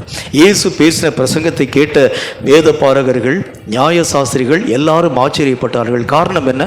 அவர் கண்டதை பேசினார், இவர்கள் காணாத விஷயத்தை பற்றி பேசினார்கள். அப்படி என்றால் வேதம் சொல்லக்கூடிய வார்த்தையின்படி வசனத்திற்கு கீழ்ப்படியக்கூடிய அனுபவம் நம்முடைய வாழ்க்கையிலே வரும் பொழுதுதான் இந்த சரீரம் தேவனாகிய கர்த்தரால் அங்கீகரிப்புக்கு உட்படுத்தப்படக்கூடிய நிலையை அடைய ஆரம்பிக்கிறது. வசனம் சாராத நம்முடைய சரீரத்திற்கு எந்த விதமான ஒரு மதிப்பும் மரியாதையும் கிடையாது. நீங்க நினைக்கிறது மாதிரி இந்த சரீரத்திலே காணப்பட்டிருக்கக்கூடிய ஒரு மனுஷன் செய்யக்கூடிய போர்கள், ஒரு மனுஷன் செய்யக்கூடிய யுத்தங்கள், அதுதான் உனக்கு மதிப்புன்னு சொல்லி நீங்க நினைச்சினா கிடையாது. வசனம் சாராமல் எவ்வளோ பெரிய ஒரு மகாத்மாவை போல அவனுடைய வாழ்க்கை காணப்பட ஆரம்பித்தாலும் ஒரு வேல்யூவும் இந்த சரீரத்துக்கு கிடையாது. கர்த்தராகிய தேவனுடைய வசனத்திற்கு எவனுடைய சரீரம் முழுக்க முழுக்க ஒப்பு கொடுக்கப்படுகிறதோ அந்த சரீரத்தை தான் ஆண்டவராகிய தேவன் கனமுள்ளதாய் அங்கீகரிக்கிறேன் சொல்றார், கனமுள்ளதாய் ஏற்றுக்கொள்கிறேன் என்று சொல்லுகின்றார். இந்த வசனம் சார்ந்த ஒரு வாழ்க்கை, வசனத்திற்கு ஏற்ற ஒரு காரியங்களை பெற்றுக்கொள்ளக்கூடிய ஒரு வாழ்க்கை நிலையிலே நீங்களும் நானும் கடந்து போகும் பொழுதுதான் இந்த பலியை ஆண்டவராகிய தேவன் அங்கீகரிக்கிறார். 3வது ஒரே ஒரு விஷயத்தை நான் சொல்லி முடிக்க போறேன். இது கொஞ்சம் முக்கியமான ஒரு விஷயம், கொஞ்சம் நீங்க ஆழமா நீங்கள் கவனிக்க வேண்டும். 2 கொரிந்தியரின் புஸ்தகத்தில் 4வது அதிகாரம் 10வது வசனம் கொஞ்சம் நிறுத்தி வாசிக்க கேளுங்க. இது ரொம்ப முக்கியத்துவம் வாய்ந்தது, இதுதான் நம்முடைய வாழ்க்கையில ரொம்ப பிரதானமானதும் கூட. 2 கொரிந்தியர் 4வது அதிகாரம் 10வது வசனத்தை வாசிக்க கேளுங்கள். கர்த்தராகிய இயேசுவினுடைய ஜீவனும் எங்கள் சரீரத்திலே விளங்கும்படிக்கு இயேசுவின் மரணத்தை எப்பொழுதும் எங்கள் சரீரத்தில் சுமந்து திரிகிறோம். அவங்க என்ன சொல்றாங்க பாருங்க, இயேசுவின் மரணத்தை நாங்கள் எங்கள் சரீரத்திலே சுமந்து திரிகிறோம். அப்படின்னா என்ன அர்த்தம்? நீங்களும் நானும் அழைக்கப்பட்ட அழைப்பு ஒரே ஒரு அழைப்பு தான். இன்றைக்கு இருக்கக்கூடிய நவீன பிரசங்கம் பண்ணக்கூடிய நவீன பிரசங்கியார்கள்லாம் சொல்றாங்க, பாடுகள், பலவீனங்கள், வேதனைகள், குறைவுகள் நம்முடைய வாழ்க்கையில வரக்கூடாது. உங்க வாழ்க்கையில இப்ப நீங்க வந்து ஒரு சாதாரண ஒரே ஒரு கார் நீங்க வச்சிருந்தீங்கன்னா இனி நீங்கள் ஜெபம் பண்ணுங்கள், கர்த்தாவே நான் ஒரே ஒரு காரை, ஒரு சின்ன ஒரே ஒரு டாடா இண்டிகோ காரை வச்சிருக்கிறேன் ஆண்டவரே, இந்த இண்டிகோ காரை மாற்றிவிட்டு கர்த்தருடைய பரிசுத்தமுள்ள நாமத்தினால நிறைய ஒரு நல்ல ஒரு காரை வாங்குகிறதற்கு எனக்கு நீர்தான் கிருபைகளை தர வேண்டும் என்று ஜெபியுங்கள். நல்ல பெரிய ஹையர் லெவல்ல ஒரு கார் நீங்க வச்சிருக்கீங்கன்னு வச்சுக்கோங்க. இந்த காரை வைத்திருக்கிறவர்கள் நீங்க ஜெபம் பண்ணுங்க, ஆண்டவர் இது மாதிரி இன்னொரு காரை தாங்க, அப்படி கேட்காதீங்க. ஆண்டவர் இந்த காரை மாற்றி எனக்கு நல்ல ஒரு ஃப்ளைட்டை தாங்க ஆண்டவரே, அப்படி கேளுங்க. ஒருவேளை நீங்க ஃப்ளைட் வச்சிருந்தீங்கன்னா ஆண்டவர் இந்த ஃப்ளைட்டை மாற்றி எனக்கு நல்ல ஒரு ராக்கெட்டை தாங்க ஆண்டவரேன்னு கேளுங்க. அப்படி போயிடாது. கர்த்தருடைய வேதம் சொல்லுகிறதை போல இப்படிதான் இந்த கடைசி காலங்களில் நவீன பிரசங்கங்கள் எல்லாம் எப்படி இருக்கிறது பாருங்கள். நீ செழிப்பாக இருக்கணும், நீ தைரியமாக இருக்கணும், எந்த மரணமும் உன்னுடைய வாழ்க்கையில் வரவே வராது, எந்த வியாதியும் உன்னை தொடாது, எந்த பிரச்சனையும் உன்னை வந்து பிடிக்காது. இப்படித்தான் நிறைய மக்களுடைய மனதை ஜனங்கள் மெய்யாகவே கெட்டு போக பண்ண ஆரம்பிக்கிறாங்க. இந்த வசனத்தில் என்ன ஒரு காரியத்தை பார்க்கிறோம்? கிறிஸ்துவின் மரணத்தை அவர்கள் சுமந்து திரிந்தார்கள். கிறிஸ்துவின் மரணம் சாதாரணமான நேச்சுரல் டெத் கிடையாது, சாதாரணமான மரணம் கிடையாது. பாடுகளை பெற்றுக்கொண்ட மரணம், மரண கஸ்தியை பெற்றுக்கொள்ளக்கூடிய ஒரு மரணம், ஜீவனுக்கும் தன்னுடைய வாழ்க்கைக்கும் போராடக்கூடிய ஒரு மரணம். ஆண்டவராகிய இயேசு கிறிஸ்து சிலுவையிலே தொங்கக்கூடிய அந்த நேரத்திலே எத்தனை உபாதைகள், எத்தனை வேதனைகள், உச்சன் தலையிலிருந்து உள்ளங்கால் பரியந்தம் குருதியின் மேல் குருதியை சிந்தி இருக்கக்கூடிய மரணம். இது சாதாரணமான ஒரு மரணம் அல்ல. அவர்கள் சொல்லுகிறார்கள், அதை நாங்கள் சந்தோஷமாய் சுமந்து திரிகிறோம். அதை அவங்க வேதனையா நினைக்கல, பாடா நினைக்கல, அவமானமா நினைக்கல, கஷ்டமா நினைக்கல, சந்தோஷமாய் அவர்கள் அதை ஏற்றுக்கொள்ள துவங்கினார்கள். இதை கேட்கும் கர்த்தருடைய பிள்ளையே, நம்முடைய வாழ்க்கையின் நிலை எப்படி இருக்கணும்? நம்முடைய சரீரம் ஆண்டவருக்கு உரியதாய் மாற்றப்பட வேண்டும் என்றால் ஒரே ஒரு வழிதான் உண்டு. இயேசுனுடைய மரணத்திற்கு நானும் பாத்திரமாய் இருக்கிறேன். நான் நல்ல வாழ்க்கை வாழும்படி அழைக்கப்பட்டவன் அல்ல. நிறைய பேர் போதிக்கிறதுலாம் தப்பான போதனை. நல்ல ஒரு நிலைமையிலே உயர்த்தப்பட்ட வாழ்க்கை வாழும்படி அழைக்கப்பட்டவன் அல்ல. கிறிஸ்துவின் பாடுகளுக்கும் மரணத்திற்கும் உடையவனாய் என்னை கர்த்தர் தெரிந்து கொண்டார். அடிக்கப்படும்படியாகவே தேவன் என்னை அழைத்தார். நான் செத்து போகும்படியாகவே கோதுமை மணியானது நிலத்திலே விழுந்து சாகாவிட்டால் தனித்திருக்கும், செத்ததை ஆகில் மிகுந்த பலனை கொடுக்கும். நான் சாகும்படி உருவாக்கப்பட்டவர், கிறிஸ்துவுக்காக சாகும்படி நான் ஒப்புக் கொடுக்கப்பட்டவர். இந்த நினைவோடு கூட வாழக்கூடிய சரீரம்தான் தன்னுடைய வாழ்க்கையிலே ஆண்டவராகிய தேவனால் அங்கீகரிப்புக்கு பாத்திரமானதாய் மாற்றப்படுகிறது. இதை விட்டுட்டு மற்றபடி என்ன காரியங்களை உங்களுடைய வாழ்க்கையில் நீங்கள் யோசிக்க ஆரம்பித்தாலும், என்ன நினைவுகளின் ஊடாக நீங்கள் கடந்து போக ஆரம்பித்தாலும், இந்த சரீரங்கள் கர்த்தராகிய தேவனால் அங்கீகரிக்கப்படுகிறது இல்லவே இல்லை. இந்த மரணத்தை சுமக்கக்கூடிய ஒரு சரீரத்திற்கு என்ன நினைவு வரும் பாருங்கள். எதை பார்த்தாலும் மரணத்தினுடைய காரியங்களை பார்க்க ஆரம்பிப்பான். இப்போ உதாரணமாக ஒரே ஒரு எக்ஸாம்பிள் சொல்றேன் பாருங்களேன். ஒரு தூக்கு தண்டனை கைதி என்று வைத்துக் கொள்ளுங்கள். அவனுக்கு தண்டனைக்குரிய காலம் அறிவிக்கப்பட்டாயிற்று. நாளைக்கு மறுநாள் உனக்கு தூக்கு. நாளைக்கு மறுநாள் காலையில் 5:30 அதாவது சூரியன் உதயமாகிறதுக்கு முன்பதாக உன்னுடைய கழுத்தில் கூட தூக்கு கயிறை மாட்டி உன்னை ஹேங் பண்ணிடுவாங்கன்னு சொல்லிட்டாங்க. இந்த தூக்கு கயிறுக்கு முதல் நாள் ராத்திரி அல்லது அதுக்கு முதல் நாள் அவங்க அந்த தண்டனை தீர்ப்பு சொல்லப்பட்டிருக்கக்கூடிய காலத்துக்கு பிறகு ஒரு நாளில் போய் அவனுடைய கையில் கொண்டு போய் நிறைய திருநெல்வேலி அல்வா கொண்டு வாங்கி கொண்டு கொடுக்குறீங்க, நல்லா சாப்பிடுப்பா அப்படி சொல்லுவீங்க. சாப்பிடுவான்னு நினைக்கிறீங்க? அவன் மரண பயத்தில் இருக்கும்போது எப்படிங்க அவன் சாப்பிடுவான்? இந்த பாரு, உனக்காக அதாவது இந்த ஊத்துக்குழியிலேருந்து வெண்ணெய் வாங்கிட்டு வந்திருக்கேன்ப்பா, அப்படி வாயில் வச்சினாலும் அப்படி உள்ளே போயிடும், சாப்பிடு. முடியாது. மரணத்திற்கு என்று நியமிக்கப்பட்ட ஒரு மனுஷனுக்கு இந்த உலக ஆசையின் மேல, உலகத்தின் மேல எந்த பாசமும் பற்றும் ஒருபோதும் வருகிறது இல்லை. நீங்கள் அதற்காகவே அழைக்கப்பட்டிருக்கிறீர்கள். இதை நாம் நம்முடைய வாழ்க்கையை தெரிந்து கொள்ள ஆரம்பித்தால், வேதம் சொல்லக்கூடிய வார்த்தையின்படி உன் சரீரத்தை கர்த்தர் பலி பொருளாய் ஏற்றுக்கொள்கிறேன் என்று சொல்லுகின்றார். இந்த சரீரமாகிய பலி அவலட்சணமாய் நம்ம கொடுக்க கூடாது. ஆண்டவராகிய தேவன் விரும்பாத பழுதான பலியா கொடுக்க கூடாது. நிறைய இச்சைய பாவத்தை வச்சுட்டு ஆண்டவரை என் பலியை ஏற்றுக்கொள்ளுங்கள் சொல்லக்கூடாது. கர்த்தருக்கு இந்த பலி ஒப்பு கொடுக்கப்பட வேண்டியது அவசியம். கர்த்தருடைய மரணத்தை தன்னுடைய சரீரத்தில் சுமக்க வேண்டியது அவசியம். வசனத்திற்கு தன்னுடைய சரீரத்தை கீழ்ப்படுத்தி வசனத்திற்கு நடுங்கக்கூடிய வாழ்க்கை வாழ வேண்டியது அவசியம். இத்தனை காரியங்கள் உங்களுடைய வாழ்க்கையில் வந்தாதான் இந்த சரீரமாகிய பலிகளை கர்த்தர் ஏற்றுக்கொள்கிறேன் என்று சொல்லுகின்றார். இந்த சரீரம் கர்த்தருக்குரியது. இதை நம்ம தீட்டுப்படுத்தியிருக்கிறோம். இதனாலதான் தேசத்தை இவ்வளவு பிரச்சனை. இந்த சரீரம் கர்த்தராகிய தேவனால் உருவாக்கப்பட்டது. இதை தொடுகிறதற்கும் அழிக்கிறதற்கும் உனக்கு எனக்கு அதிகாரம் இல்லை. இதன் மேல உன் கையை போடுகிறதுக்கு உனக்கு அதிகாரம் இல்லை. இதன் மேல நீ ஆளுகை செய்கிறதுக்கு உனக்கு எந்த விதமான உரிமையும் கிடையாது. இதன் மேல முழு உரிமை கர்த்தராகிய தேவன் ஒருவருக்கு தான். இத்தனை நாள் வரைக்கும் இந்த சரீரமாகிய காரியத்தில் எத்தனை பழுதுகளை நம்ம உருவாக்கணும் பாருங்க. இன்றைக்கு மனம் திரும்புவோம். இன்றைக்கு கர்த்தருக்கு நேராக ஒப்பு கொடுக்க ஆரம்பிப்போம். ஆண்டவரே, இந்த சரீரத்திற்கு நான் அதிகாரி இல்லை, நீங்க தான் அதிகாரி. இந்த சரீரம் எனக்குரியதல்ல, அது உம்முடைய கையினால் உருவாக்கப்பட்டது. நான் என் இஷ்டத்தின்படிய காரியத்தை செஞ்சுட்டேன், என்னை மன்னிங்க ஆண்டவரே. இனியாகிலும் நான் மனம் திரும்பி என் வாழ்க்கையிலே என் சரீரத்தை உமக்கு ஜீவ பலியாக ஒப்புக் கொடுக்க ஏற்ற ஞானத்தை தாரும் என்று நாம் ஜெபிக்கிறது உண்டானால், நிச்சயமாய் கர்த்தர் இந்த சரீரமாகிய பலிகளை ஏற்றுக்கொண்டு வந்திருக்கக்கூடிய வாதைகளை நின்று தேசத்தையும் உங்களையும் காப்பார் என்பதில் சந்தேகம் ஒன்றுமில்லை. தலைகளை தாழ்த்தி கண்களை மூடி நம்முடைய சரீரத்தை கர்த்தருக்கு நேராக ஒப்புக் கொடுக்கும்படியாக நாம் யாவரும் உள்ளத்தை ஒருமனப்படுத்தி ஜெபம் செய்வோம். எங்களை அதிகமாய் நேசிக்கிற எங்கள் அன்பின் பரலோக பிதாவே, சரீரங்கள் எப்படிப்பட்டவைகளாய் ஒப்புக் கொடுக்கப்பட வேண்டும்? அது தன்னிச்சைப்படியாய் நடக்கும்படிக்காக அல்ல, கிறிஸ்துவோடு இணைக்கப்படும்படிக்காக, வசனத்திற்கு கீழ்ப்படுத்தப்படும்படிக்காக, மரணத்தை எல்லா நாடிலும் இயேசுவின் மரணத்தை சுமந்து தெரியும்படியாக இவைகள் ஒப்புக் கொடுக்கப்பட ஆரம்பிக்கும் பொழுது மட்டுமே இந்த சரீரத்தை சுகந்தமாய் நீர் ஏற்றுக்கொள்கிறீர் என்று சொன்னீரே. இப்படிப்பட்ட பலிகளைத்தான் நீர் அங்கீகரிக்கிறேன் என்று சொன்னீரே. எங்கள் சரீரமும் உம்முடைய சமூகத்திலே பலிகளாய் ஒப்புக் கொடுக்கப்பட வேண்டும் என்று சொன்னால் அதிலே காணப்படும் எல்லா பழுதுகளும் நீக்கப்பட வேண்டியது அவசியமாய் இருக்கிறது. எங்கள் வாழ்க்கையிலே காணப்படும் எல்லா பழுதுகளும் இயேசுவின் நாமத்தினால் சுத்திகரிக்கப்படும்படி நாங்கள் ஒப்புக் கொடுக்கிறோம்.